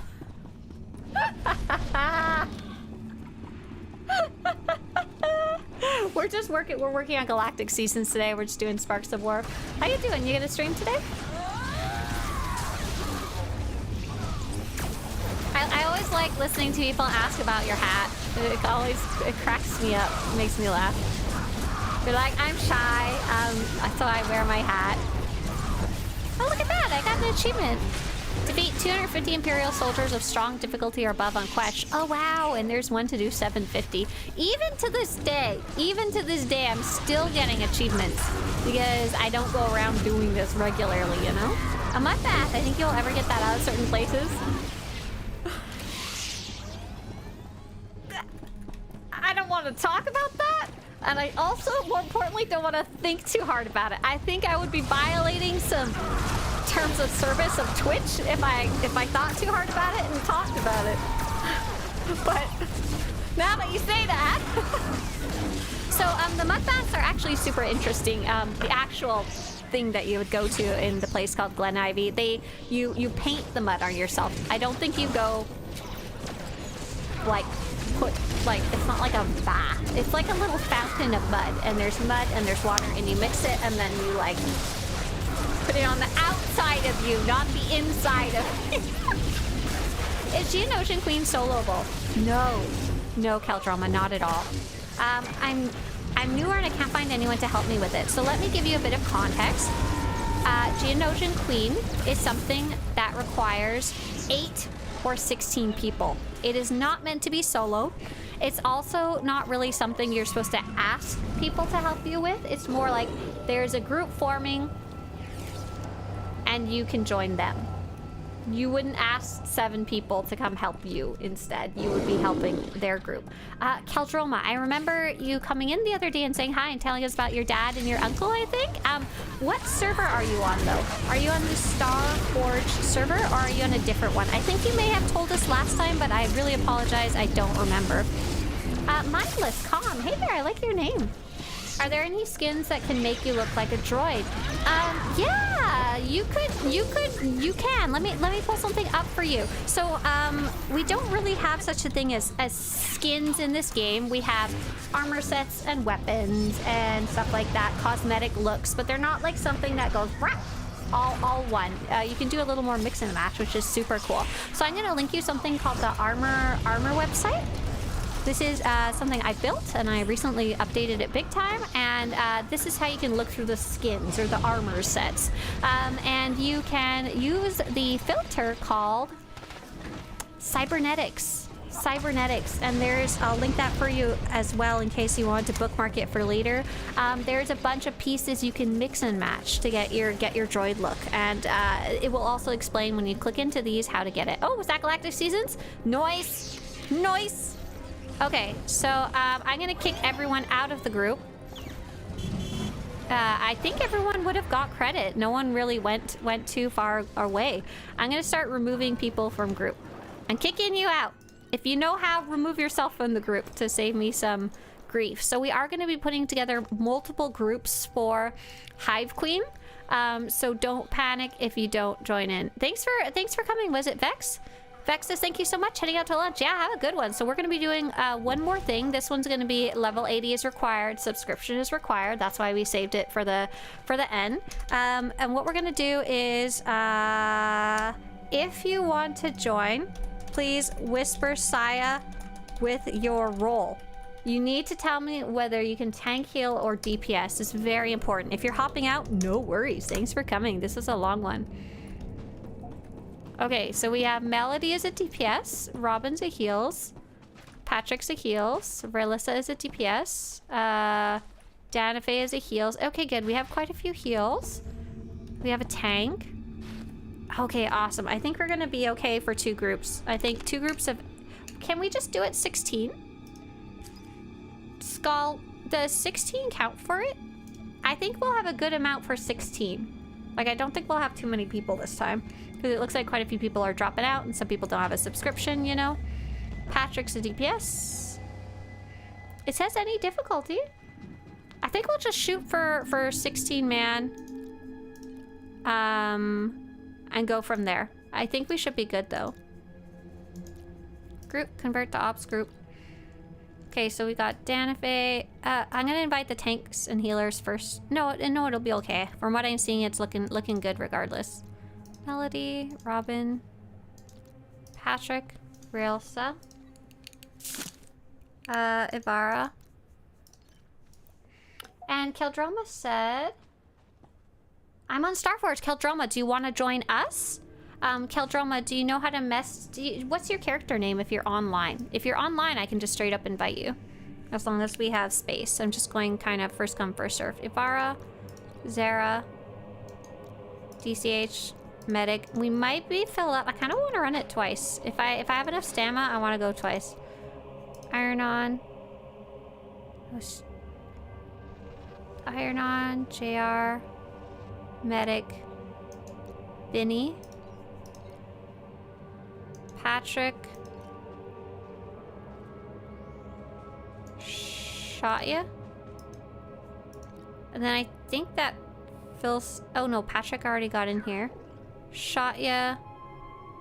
Skull. Oh, Travin, did you miss the invite earlier? Oh no, you were not. Let's see, Travin. Oh, you're already in here. I don't know why you X'd up.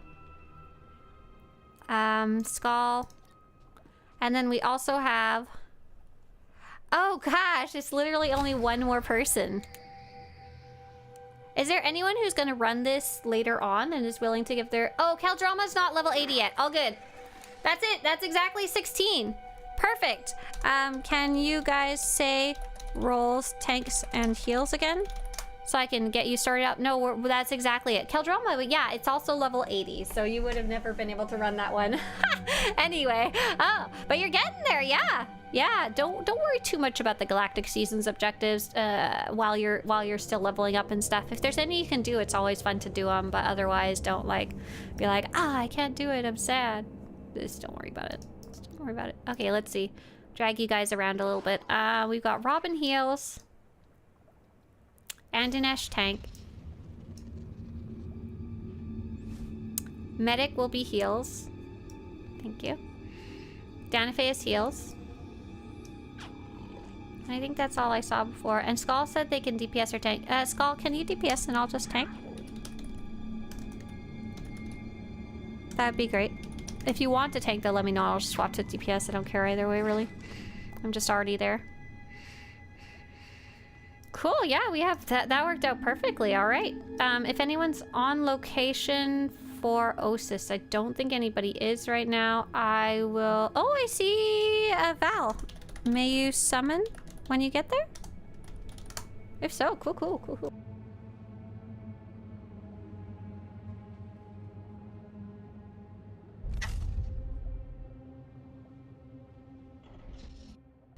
Green checkmark top left for our group. Oh my goodness. Tronic says, I'm so happy. I found out my cochlear implant coil was faulty and managed to fix it for my favorite SWTOR streamer. Yeah! Are you using the kind where you can, sorry if I'm using the wrong technical terms, the type where you can connect it to Bluetooth to your whatever's making sound, like your computer? We had one of our friends in our guild was using that. Like he discovered it while he was in the guild, and I was like, oh, that's so neat. I didn't know that was a thing you could do. Is it set to 16? No, I'm sorry. Group, phase, 16 player story? Okay, go on in. Hi there, says Willie. I've been playing since like 2015. Oh, wow.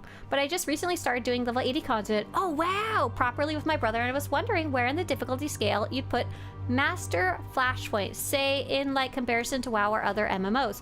Okay, so I don't play any other MMOs at a high difficulty level. I have started playing World of Warcraft quite a bit more. And Binny, don't worry about being disconnected. We'll wait for you at the final boss. Let me see if I can give you any comparison. I haven't done Mythic Plus or anything like that. Oh, you know what might be... Okay, have you been running I call it the scary place, Horrific Visions at all? That's probably the most difficult thing I've done so far in World of Warcraft with a couple masks on. Have you done Horrific Visions? I can give you a bit of scope and scale within SWTOR though.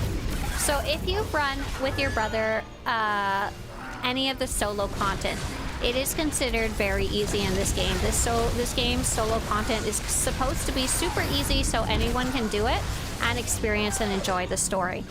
Veteran mode flashpoints when done with a group of 4 are also usually pretty easy. Honestly, the hardest part is impatient like group mates, you know? Occasionally you'll die, but only if you guys go crazy and like try to pull the whole room. Okay, so you know Horrific Visions. Oh my god. Okay, so Master mode flashpoints are similar to Horrific Visions with 4 masks and not trying to do any of the special challenges. However, the biggest difference is that the stuff in between the bosses is really not too hard. In general, in SWTOR, since you're a little more familiar with the lingo, you guys will want to ideally have 330 plus gear. That's really low in terms of endgame gearing.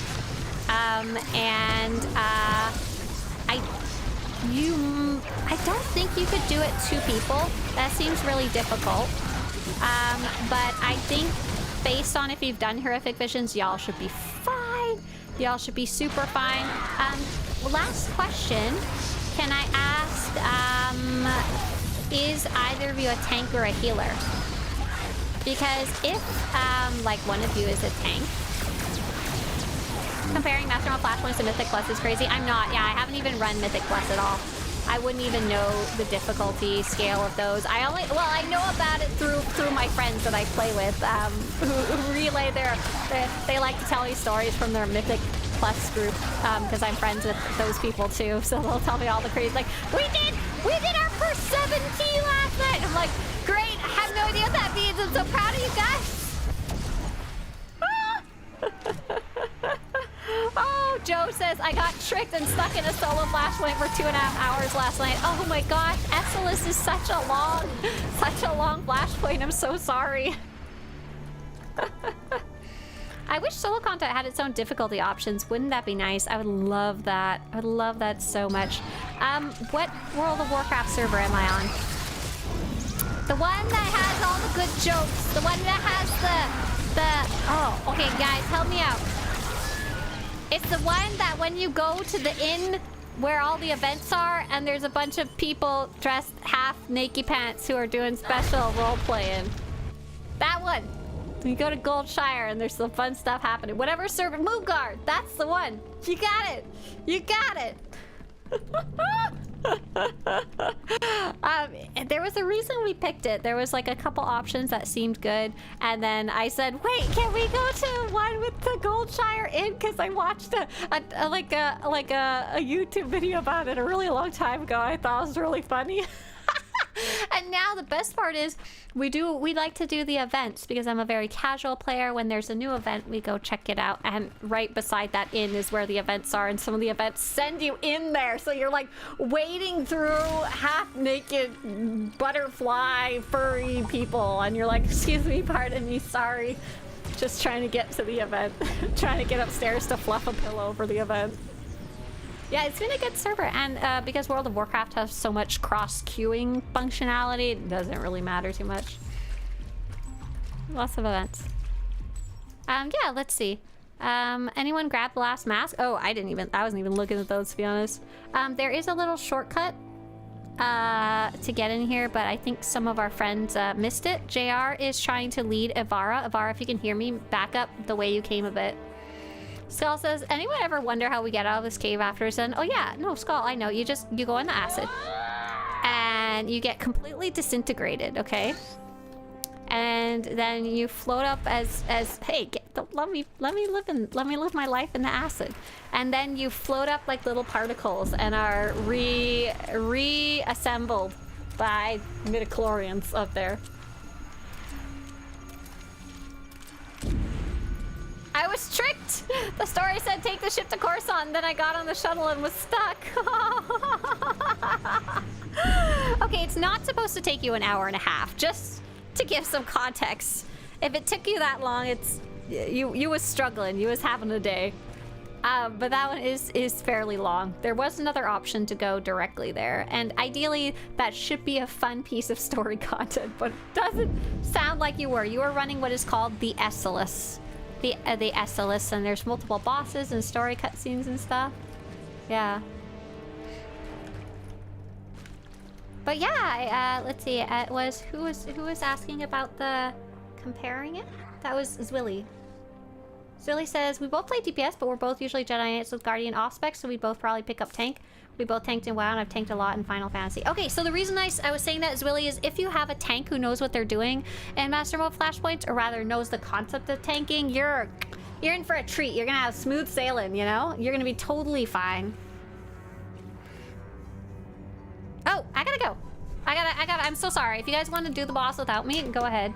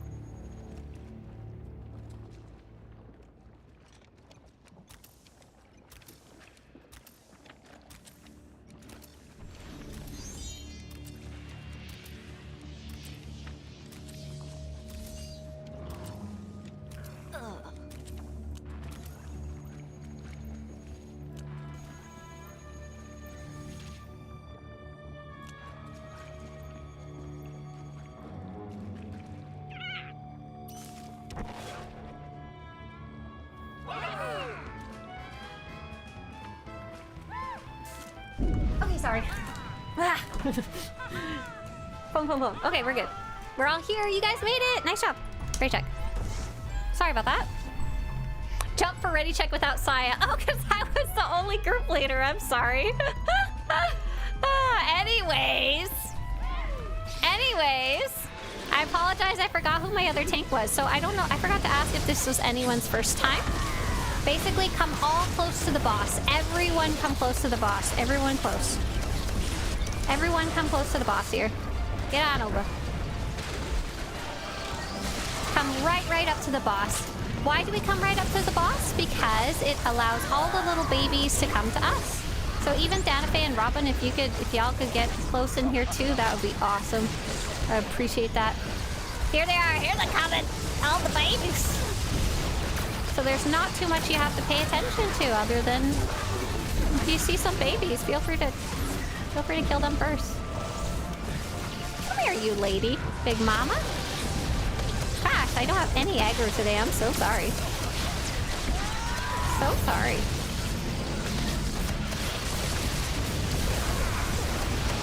And we are going to switch to the Royal Guards. They are going to come to us. They are big bugs. We are going to switch to the Royal Guards. We're going to attack them first priority. Why is the Geonosian Queen a Colicoid? I have all these questions as well. No answer. I think they just needed to use a model. I don't know. I think she's mutated. I think that's the key factor here. She's like a hybrid something or other. Why is she over there? What's she doing? Well, fight DCH for being lead tank. He's winning. He's kicking my butt. Hey there, loco. Oh, nice. You do, Kitty Lasers over on YouTube is saying in reply to the idea of being able to get a skin that's like a droid, that they have one droid body and she mixes and matches it, Kitty Lasers mixes and matches it with other pieces to make different looks. That's cool. Yeah, see. Hey! Ivo, thank you so much for supporting the project. Thanks for using your Amazon Prime. I don't know why this raid looks similar to Nax or Emma's. Oh, that's a World of Warcraft thing, isn't it? It's probably just because it's freaking green. That's probably all there is to it. Nice job. Okay. So I don't think we have to do a second run because our 17 friend that was trying to join us was not quite high enough level. That is it. Holy cow. What a day. Holy guacamole. Thank you so much, DCH, for having all your characters in location. Thanks so much to everyone that was helping us summon people and direct people. And thank you so much, especially for being so patient. You have no idea how far that goes in terms of like morale. You guys were so nice waiting for Snow Raven in the various groups there. That is great. Really appreciate it. It makes me like very anxious because I'm like, I know most of the group just wants to go and we've got one person we're waiting for. I'm like, I can't resolve these two things easily. Yeah, SWTOR has transmog. It absolutely does. You can look, I've got my, look, if I showed you my gear right now, here's my actual gear that I have on right now, like my gear for stats. And let's see, do I got a bathing suit right here? Do I got a bathing suit for the beach events that we've done in the past, for the birthday stuff, for the fishing event? That's what it's for. See, I can be half naked if I want. It totally does. Yeah. And you can wear all kinds of fun stuff. Absolutely. Let's see. Let's put the Academy outfit on. Look, Shotya's got a super cool Havoc Squad trooper armor set. Got Patrick's got his nice mix and match of trooper stuff. We're not doing a fashion show right now. Get out of here. Okay. Take a look at this. Take a look at this. We have finished 1, 2, 3, 4, 5 objectives, and it's not even the first day complete of Galactic Season. So what are some of the other ones? There is a Trench Runner Uprising, which I'll probably do on my lower level character. Complete 2 flashpoints, specific ones related to Revan, Legacy of Revan. Cover Me is defeat non-player enemies with a companion in a heal role. And Clashing in the Stars. Complete Galactic Starfighter matches. Earn double progress for wins. Shit shows. Joe says, darn it, another one in swear jar. Joe says, is tank, DPS, or healer companion best for story flashpoints? The rule of thumb is, if you are dying, your companion must be heals. If you are not dying, put your companion to DPS and they'll help you kill things faster.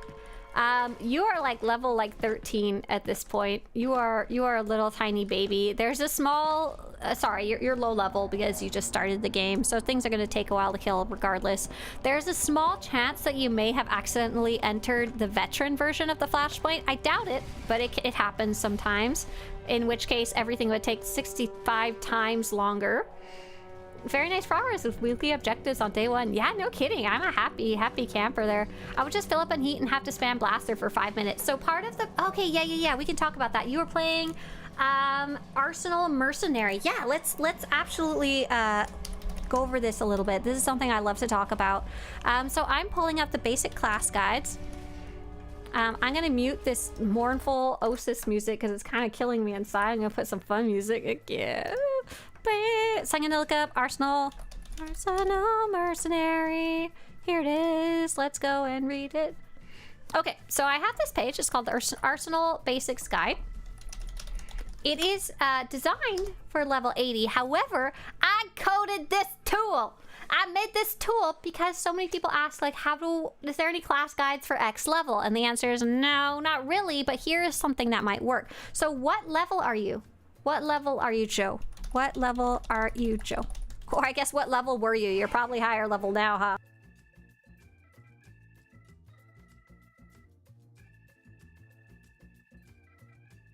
Oh, look, I guess 13, you're 17. I wasn't too far off. Okay, so that's going to be part of the quote-unquote problem. It's not a problem that you're level 17. You're right on track. So, Yado says, thinking of jumping back into the game after a few years left right before 7.0, haven't completed any of the class stories. Which one is closest to the continuation of the KOTOR games? Hey there, Yado. In general, people like to say the Jedi Knight is the closest continuation of KOTOR. Though, of course, they're not the same. They are not.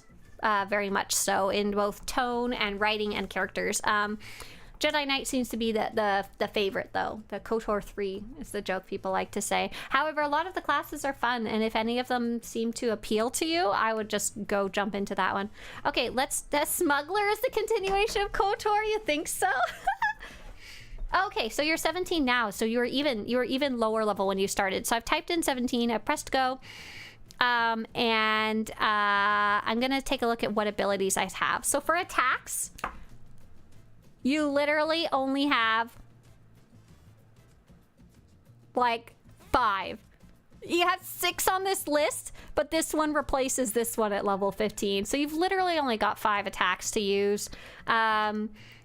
In general, at this point, you've got your awesome death from above that goes, you like fly in there, and you're like, that was super fun to use. But other than that, to be honest, you don't have a lot going on. You just gotta swap between using your rapid shots that doesn't take any ammo, doesn't take any energy, and the other fun ones, right? You do have the vent heat buff. If you're not already using this, it can be super useful. I'm assuming you probably do know this already, just wanted to make sure. Your vent heat, your next ability generates no heat, and you vent 50 heat over 3 seconds after using it. So you can always try lining that up with whichever one of these uses a bunch. Probably, if I had to guess, death from above. I don't have it written down on this site. It goes hard. Yeah, I love death from above. Hunter's Boon is something you can just passive. You don't have to worry about it. High velocity supercharged gas is a little buff. It also makes you hurt things harder. If you ever want to click the little glowing yellow one, it's fun. When it glows, you can click it, makes other things hurt more. What's resetting? Hey, Curse Joe. I'm just talking about Galactic Seasons. Each week we get a new set of objectives. The objectives reset. So nothing big. Just we did a bunch of objectives earlier this morning. It was fun. We just finished them up. Joe says, sorry, I'm behind apparently on when you're speaking because the chat comes like 2 minutes before I heard your question. Yes. No, it's technology. It has to go from my computer to the Twitch servers and then all the way from the Twitch servers somewhere, wherever in America, back to you. So there's always going to be a delay. Don't worry about it. These two you can ignore. They're a shield and a heal. And between fights, you would recharge and reload to fill things up. Otherwise, you just don't have a lot of abilities. What can you do? But yeah, in general, the S-Lease is a really, really long one. I think I actually skipped it on my character I was playing earlier. We had a question from Sawakeo. Hey there. Hi there for the first time. Sawakeo said, so if I get a sub for a month today, I'll get all the expansions when going preferred. And can I get the item for purple armor in 1 month? And will it stay once I'm preferred? Oh, I understand exactly what you're asking. So, first question, if you subscribe today and you become preferred in a month after it ends because you canceled your subscription, will you keep the expansions? Yes! Confirmation! If I get the item for purple armor in 1 month and it will stay once I'm preferred. So, when you are subscribed, you have artifact authorization, which is the purple item that lets you wear purple armor. However, it automatically falls off when you unsubscribe. You would purchase the artifact authorization item separately, and that will just last forever. That is like an actual item. It's up to you if you want to buy it. I don't even super recommend it, to be honest. I've seen kind of mixed opinions on it, but I'm not super keen on it. Like, I'm like, do you even need that armor for anything? What are you gonna do? You can also continue usually wearing any armor you had on before. Like, while you're subscribed, let's say you earn some armor, it won't make you take it off afterwards. But yeah, here's the actual item that you would get called artifact authorization separately, and that is like forevermore on this character or your account, depending on which one you buy. You will be able to wear artifact auth. Hopefully that answered your question, Sawa. Let me know if it didn't. Yeah. Oh, that's so nice. Odie also gave you a nice long answer too. Oh, hi there, Ghost. You got a lot to say there? Me too. Absolutely. Do you have to do planetary arcs, says CZMTZ? Hi! Do you have to do planetary arc missions to stay at the right level? So it kind of depends on what activities you're doing apart from your class story. If you're like running a flashpoint here and there, or you're doing some galactic seasons here and there, you probably don't even have to do the planetary missions. Or if you have a ton of XP boosts and bonuses and stuff like that, you don't have to do the planetary arcs. For example, on my character right now, my smuggler, I'm completely ignoring all the planetary stories. I'm literally only doing her class story. However, over the course of the time that I'm playing her, because I'm not super fast, there was a double XP event that happened. I've been doing a couple things for galactic seasons here and there, just because if I'm going to pick a character to do it on, I might as well do it on a low-level character. She's got lots of little boosts if I want them and stuff like that, so I've only been doing her class story, which has been fun to me. So hopefully that answered your question, but the general rule of thumb is without any special perks, without any special boosts, without any special events going on at the time, without any side activities, planetary story and your class story will keep you up to date. But honestly, what I recommend is while you're on a planet, just target an enemy, any enemy, and it'll tell you their level, like right here, right? If they're higher than you, that means you're not on track. If they're lower than you, then you're ahead.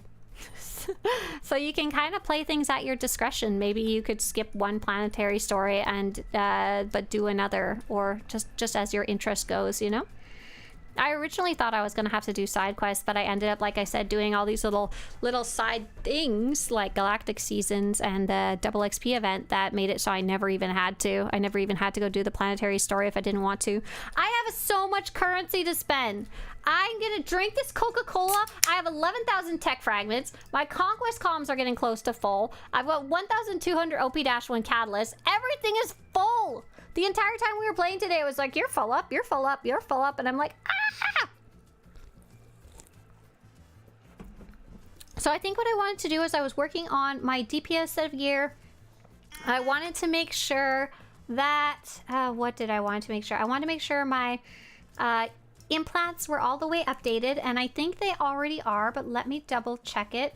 I've currently, I don't need this, I don't think. Here's one of them. Here's another one of them. Where's the third? I should have 5 implants in here total. Oh, I have 6. That's confusing. I have locked and loaded. Oh, for the smuggler. Oh my god. Oh yeah, I can go upgrade some of these because some of them are at only at 338. One's at 330. Yeah, let's go upgrade these first, and then I can figure out ways to spend those other stuff. I got currently 11,000 tech fragments, so I think I can go do some damage. The other thing I wanted to go try and do was on my Imperial character, I wanted to see what I could do about getting her a full set of tanking gear, because she's my main Imperial character. When we do things Imperial side, she's the one I automatically jump onto, and I don't even know what she has for gear. Like, it's just random hodgepodge garbage. Like, see, Zawilly says I usually hit all the heroics on a planet before I leave too for extra gear and XP. Yeah, that's a fun way to do it too, because you would get that cool level of it's like the best gear you can get at that point for your level. That's always nice to do too. I've been having fun doing some random heroics or doing conquest. Completing conquest gives you XP as well. It gives you, does it? Or it gives you gear. It gives you gear, which is nice as well. Let's see. So I need to upgrade these ones. So I want to upgrade not locked and loaded. That one's good. Shock Trooper or Mandalorian armament. And I need to make sure to upgrade it and not accidentally buy a new one. So 326, no. We currently have a 338 one, so we want to buy the 340 one. Nice! And because I have the discounted version, that's awesome. I just...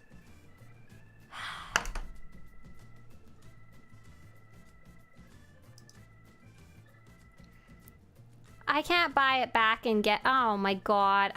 You guys, I just deleted my frickin' augment again. Oh no, these ones didn't...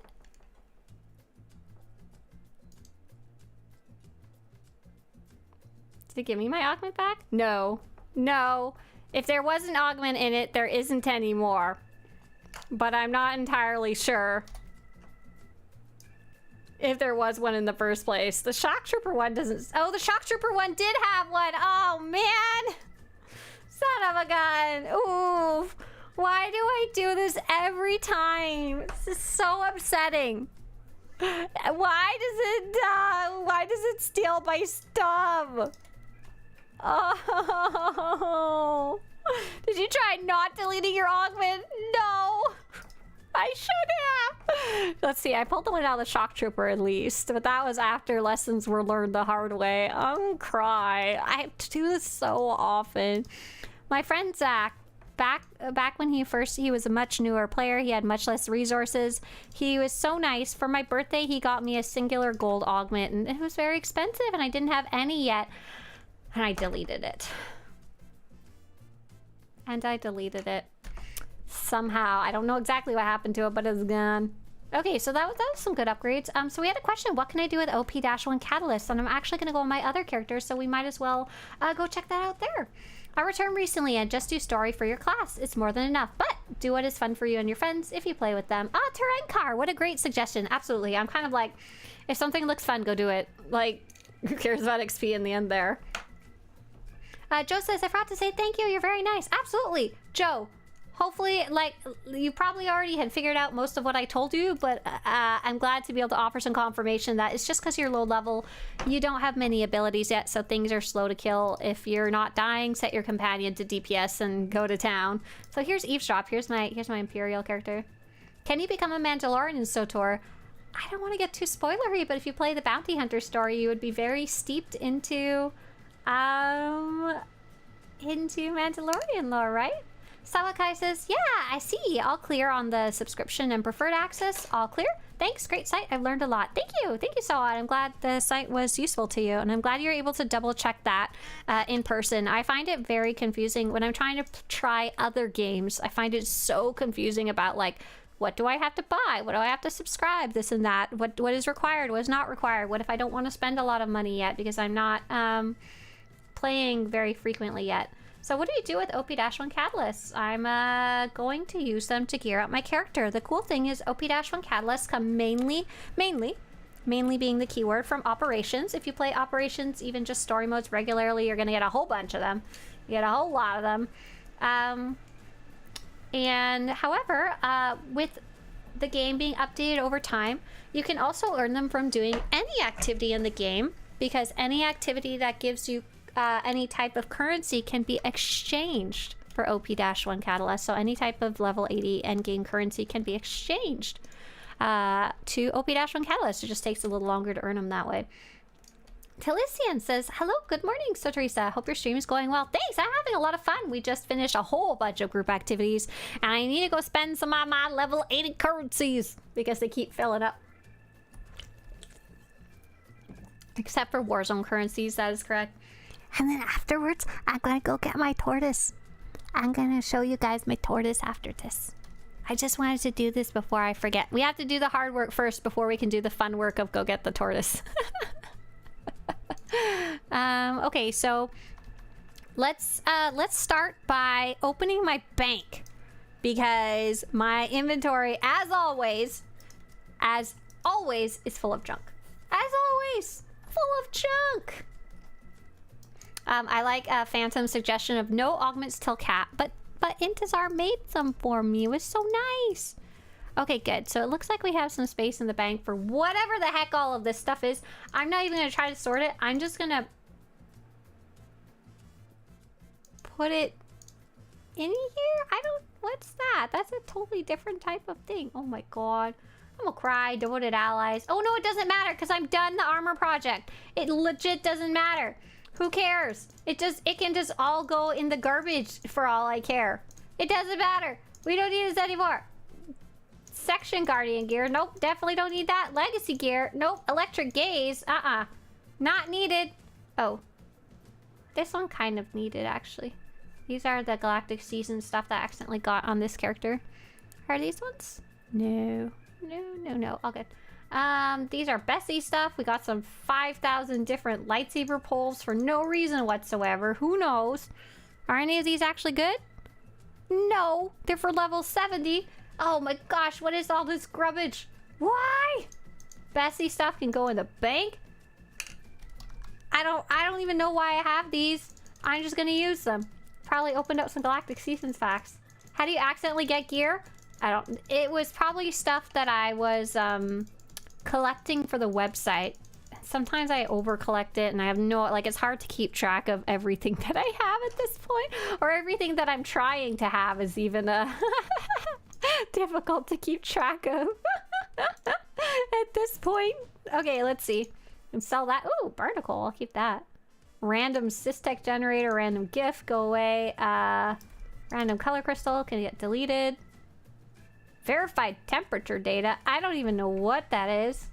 I want a legacy bank. Give me a legacy bank. Hello, do you know why the Ricotta augments upgrades are capped at 340? Hey there, Rec. If I remember right, because I'm guessing because you're asking because you know the other parts of gear can go to 344 and the augments only go to 340. If I remember right, the augments for whatever reason are more powerful than other types of gear. Don't quote me on this one. Don't super remember. But it has something to do with them being more powerful, so they have to bump them down so that like the stats are like 344. Correct me if that's incorrect. Temperature data is for the future gardening dynamic encounters. Oh, I hate it. No, that's not what it's for. It's for the lava one. It's for the lava one. Here, let's put this in here. Perfect. Put this in here. Oh, that's bound. That can stay there. Look, look, that can go. Okay. Look at that inventory. That is a good looking inventory right there. Okay. That was step 1 of gearing up, is seeing what the heck you even have. Okay, step 2. Step 2. We've got a bunch of random pieces of gear. They are all pretty garbage. I do believe I have some Ricotta gear that is of a higher gear level, and it's on another one of my characters. The question is, can I find it? That's the hard part that I'm not entirely sure of. Would I have it in here, maybe?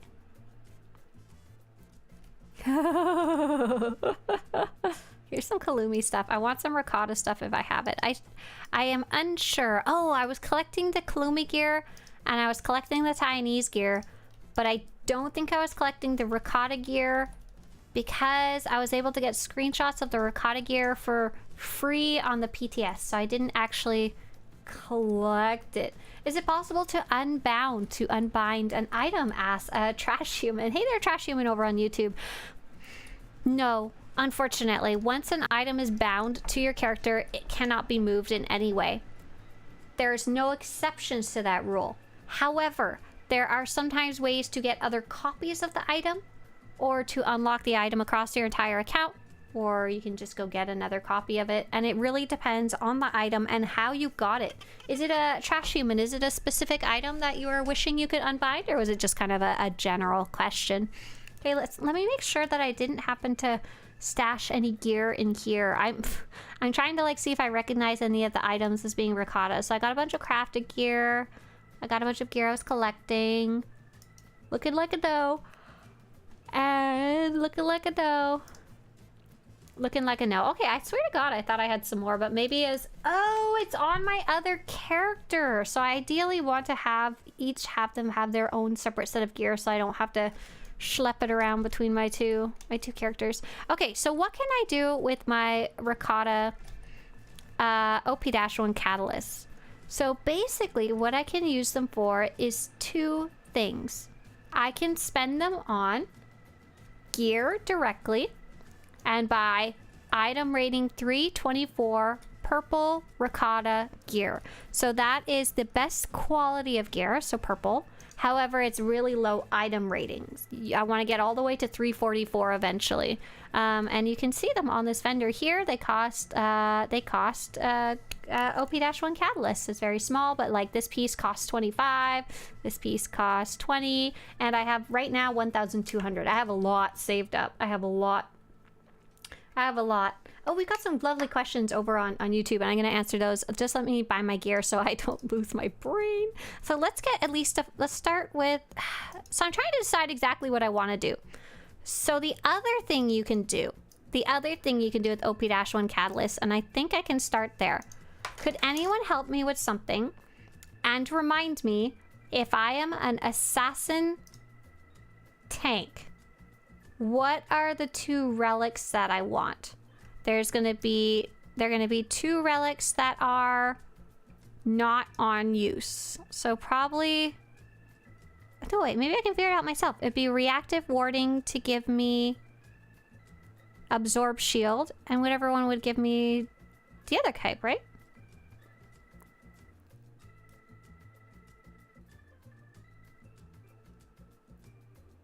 Huh?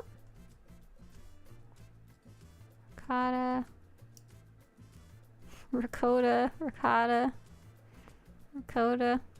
I don't see the other type. Where's the other kind? Be reactive warding with the one in defense and power. Oh, one that's not, it doesn't give you a specific buff, it just gives you more stats.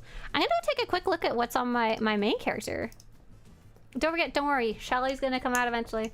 Eavesdrops for redemption arc when? She'll be redeemed when she's geared up. So, going back to that bound and unbound items, Trash Human said, damn, I just went back to an old character of a servant and his stats are pretty messed up. But for some reason he has the Resilient Warden armor gear. Unfortunately, it's bound. Okay, so this is why I was asking you what specific type of item. So, Resilient Warden armor is a really cool set of gear. It looks really nice. I really like that one. It is cosmetic by default. You are correct, it is bound to that character. You cannot like remove it from him and give it to your other character. Womp womp. However, your options of getting it for a different character would be 1, buy a whole nother copy for that character, either on the cartel market or the GTN. The GTN is more where you'd be looking. Or taking a look in collections. This doesn't apply to every item. Resilient Warden's armor is one it applies to.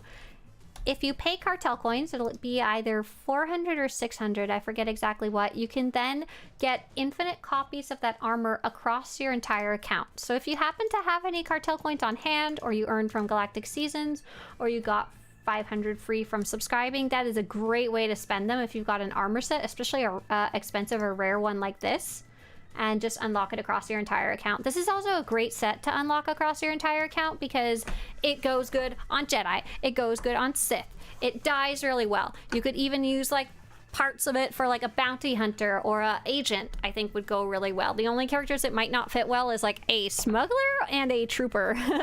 So it's a really versatile set there.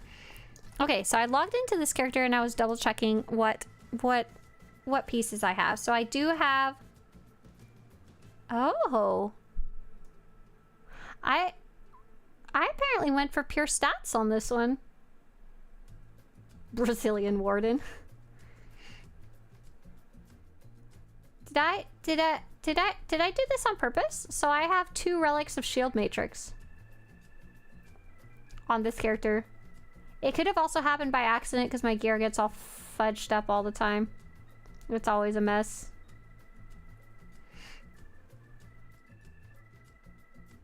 So maybe that's what I need. Relics of shield matrix where it only has stats. And then the other one that gives me the absorb boost.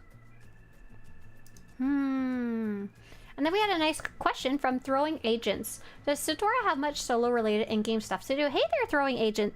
So, like most MMORPGs, the majority of endgame content is usually considered the 4-person content, so like dungeons, which are flashpoints in this game, and more importantly, raids, which are operations in this game. When people say endgame, that's usually what they're referring to. If you're asking the question, is there lots of stuff to do after I finish my main class story as a solo player? Heck yeah. Absolutely. So there's going to be a couple different directions that you can follow. You can do gearing up.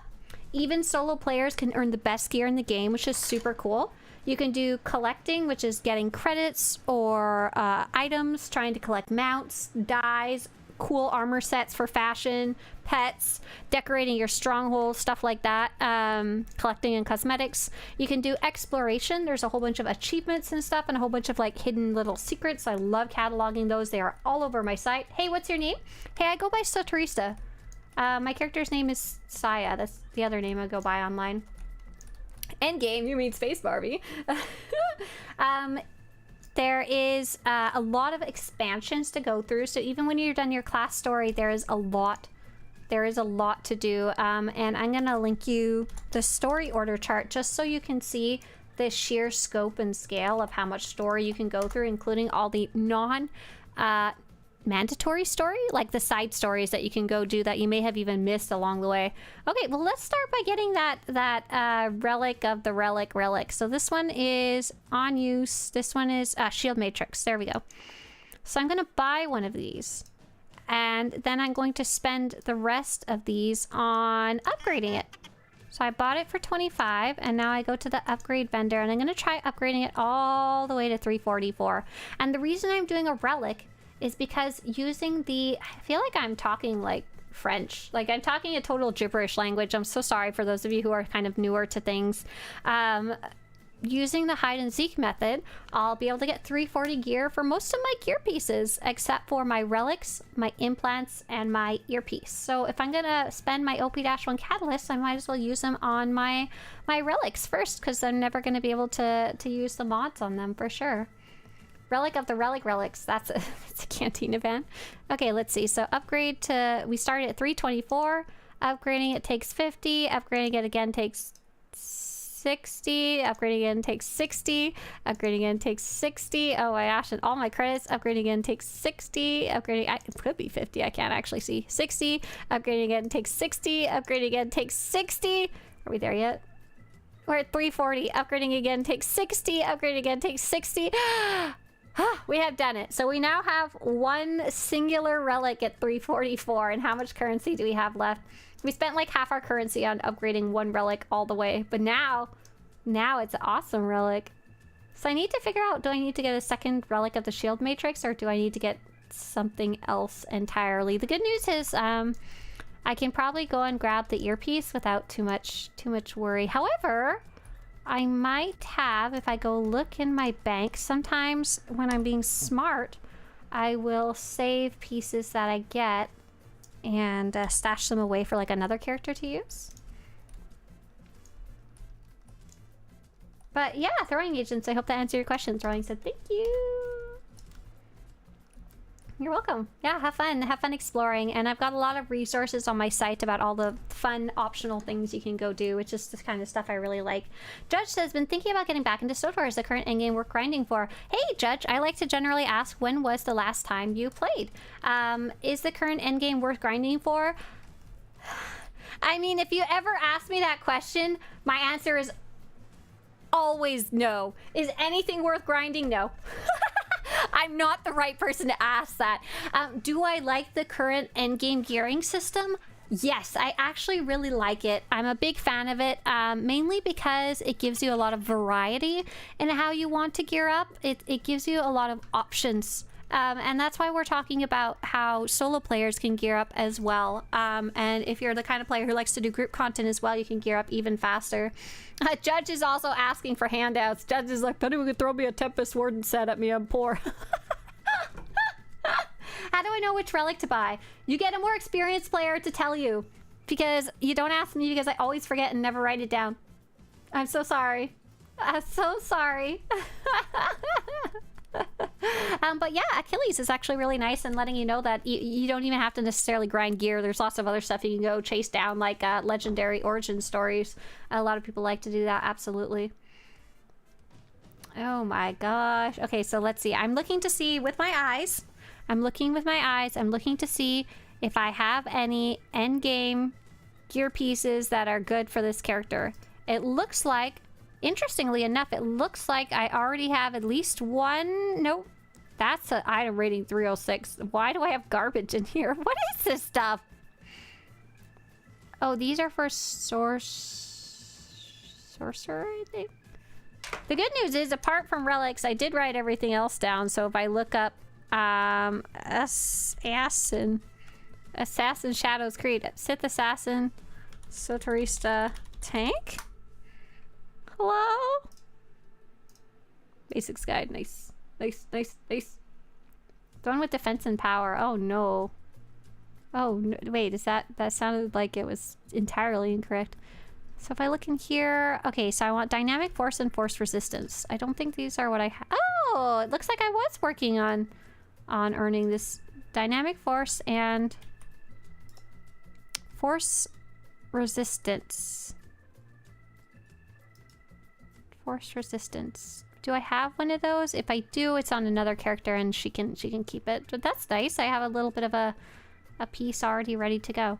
And the next thing I was looking for is to see if I had stashed away any earpieces or anything like that. Sometimes I do, sometimes I delete them and forget.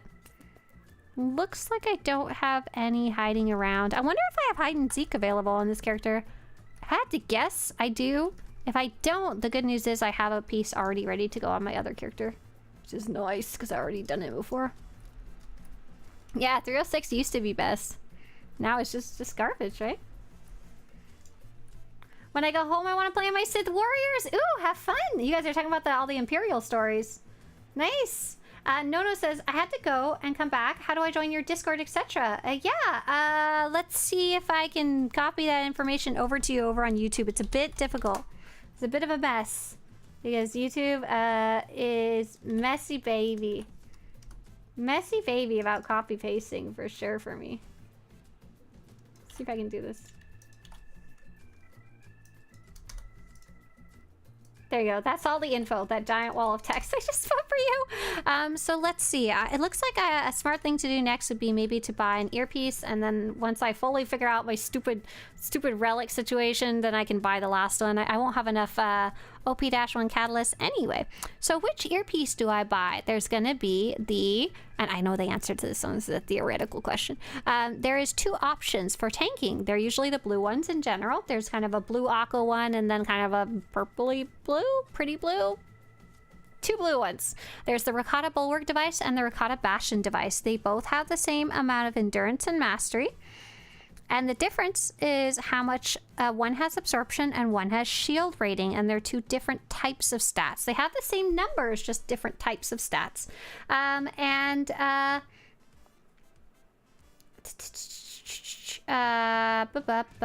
feel like I just lost my brain.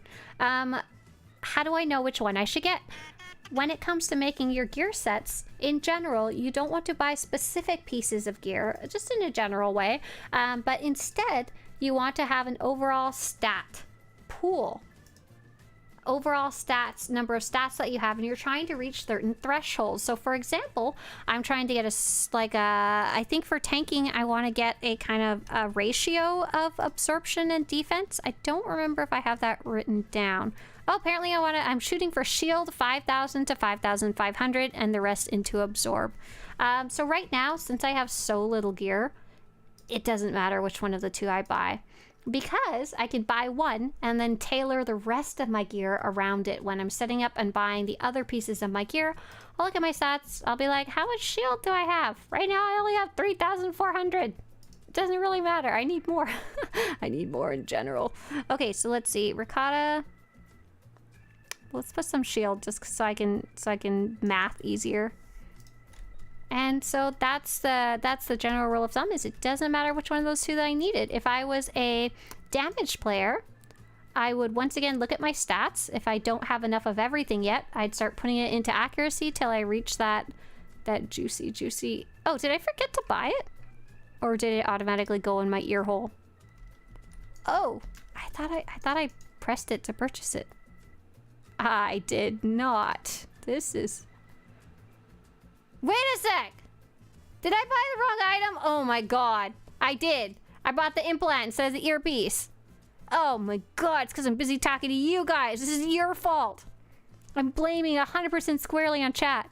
Okay, Bastion device. It's because they have almost the same name and almost the same colors. Oh, darn it. Oh, darn it. Have you seen Swtorista's brain? Not I. What's the best subscription for new players who want to dive balls deep into SWTOR? Why do I have to read these things out loud? What did I ever do to you guys? So there's a couple different options for subscribing.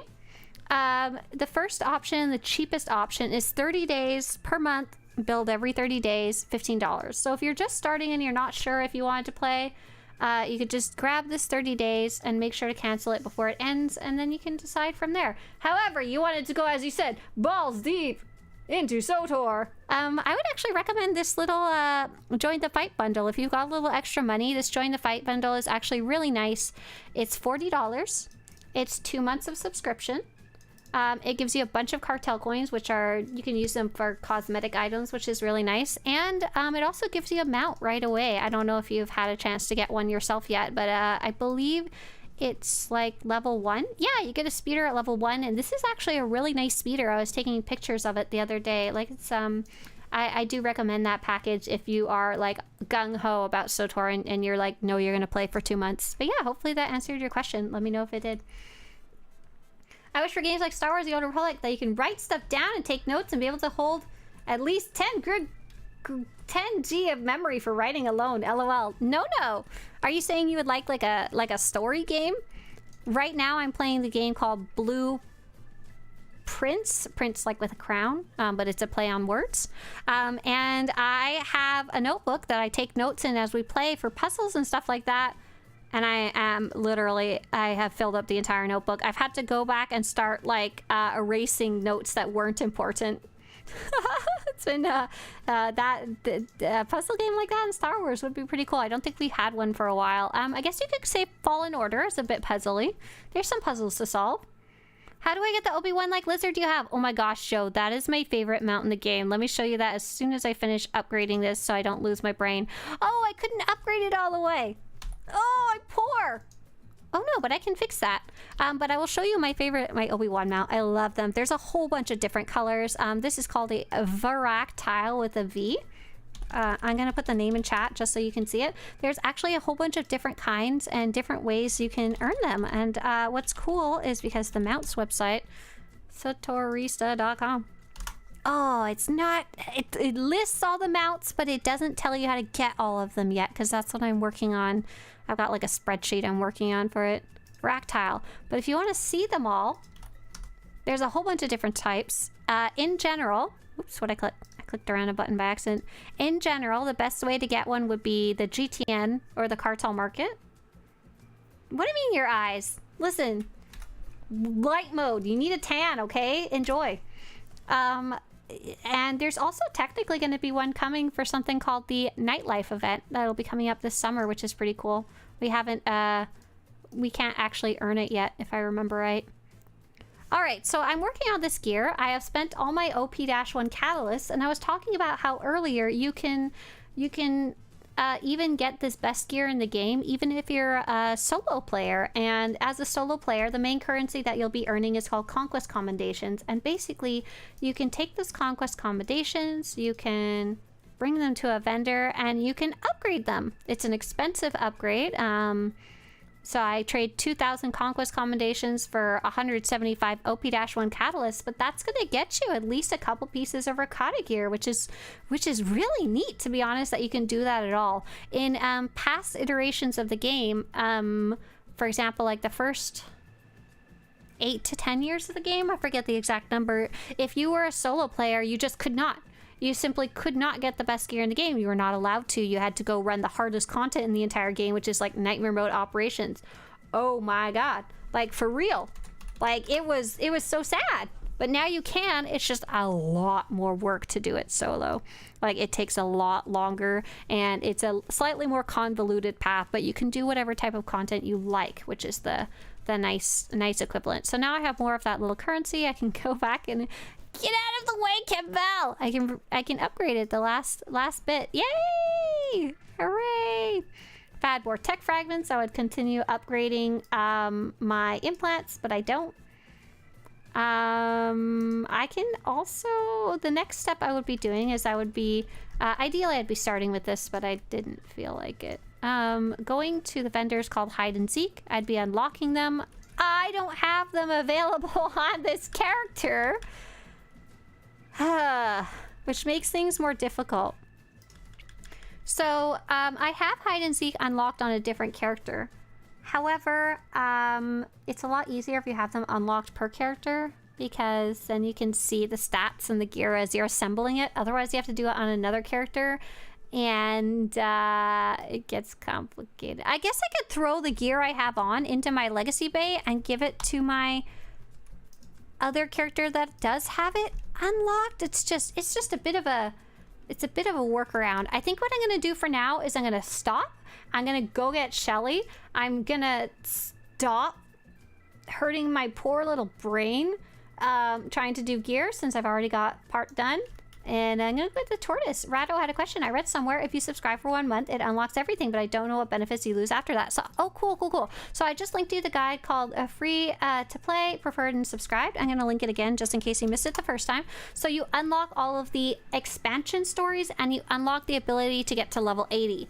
Other things, including a lot of convenience restrictions, will come back after you unsubscribe. So for example, the biggest ones are when you are unsubscribed, you have a credit cap of 1 million.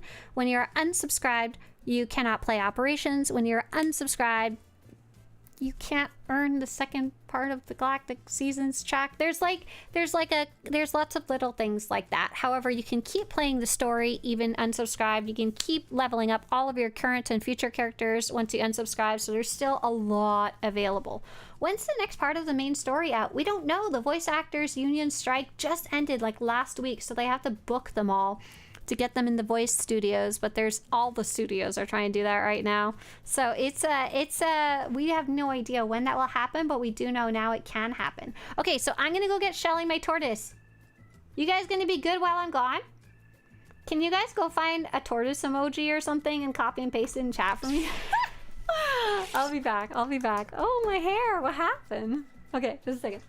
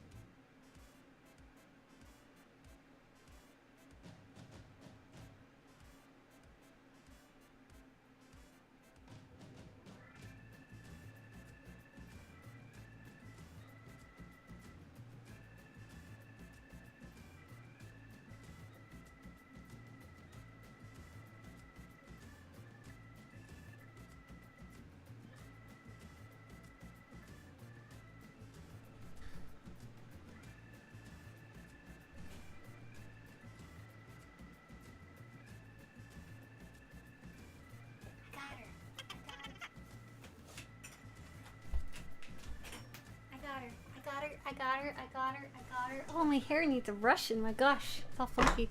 I got her. Oh, she's so cute. This is Shelly. She is adorable. Ugh. She's so cute. This is Shelly. She's our Russian tortoise. She was sleeping under a plant. I don't know her exact age. She's something like around 10 years old. She won't get like 100 years old or anything, but she will live a long life. What are you doing with your neck? Are you just like, I don't know what's going on? Can I pet you? Oh, she doesn't always like it. So look at her little feet. She digs with those. Does she know her name? Hi, Shelly. Does she have any reaction to her name? No. Is she scared? No, actually, she's pretty chill right now. I know she's scared when she breathes really heavy, and she's very scared when she goes in her shell. So the fact that she's not in her shell, I mean, she's pretty okay right now. Russian tortoises live up to 60. You looked it up? Yeah, so she's not gonna be like 100 years old, but she's gonna live a long time. Did you know sea turtles can live about 600 years? That's old. She knows you're the bringer of food. That's right. And she can feel this. Her shell is her skeleton, which is weird. You can't like take the shell off a tortoise. It's what keeps their organs inside. Oh, she's starting to get wiggly. She's like, I want to go. But they have, basically they have nerves on the outside of their shell, so they can actually feel if you give them little, you give them little pets. So yeah, basically, Mr. Swtorista liked turtles when he was little, and one day he asked, can we get a tortoise? And I was like, okay, sure. I didn't think I would care about them. To me, a tortoise is like, and reptiles in general, I didn't, like, they're kind of cool to see like at the zoo, but that's about it. I didn't think they had any personality or brain cells or emotions or anything. What are you doing? But oh my god, she's got so much personality. So much. Like, she's not really displaying it right now. But she's so curious. She has little habits she likes. She has things she likes and doesn't like. She'll come running over when she hears us. It is so cute. I did not know that I would like tortoise so much. But now she's like by far my favorite pet. We talk about her like every day. We don't kiss her because she can have salmonella like all turtles and tortoises. You had a turtle that used to spit at you? What the? Nice. Is she the stream mascot? No, she's just adorable. Very loving. Yeah, so the bigger tortoises definitely seem to have more brain power and like thoughts and emotions and stuff. The bigger ones really like to, a lot of the time, like to be pet actively. I can't honestly tell if she likes this or if she's just tolerating it. Like, I have no way to know. But like the big ones will actively like come seek you out for pets and stuff like that. Oh, so cute. Thank you for finding the turtle emoji, JR. That's my favorite emoji in all of the emojis in the world.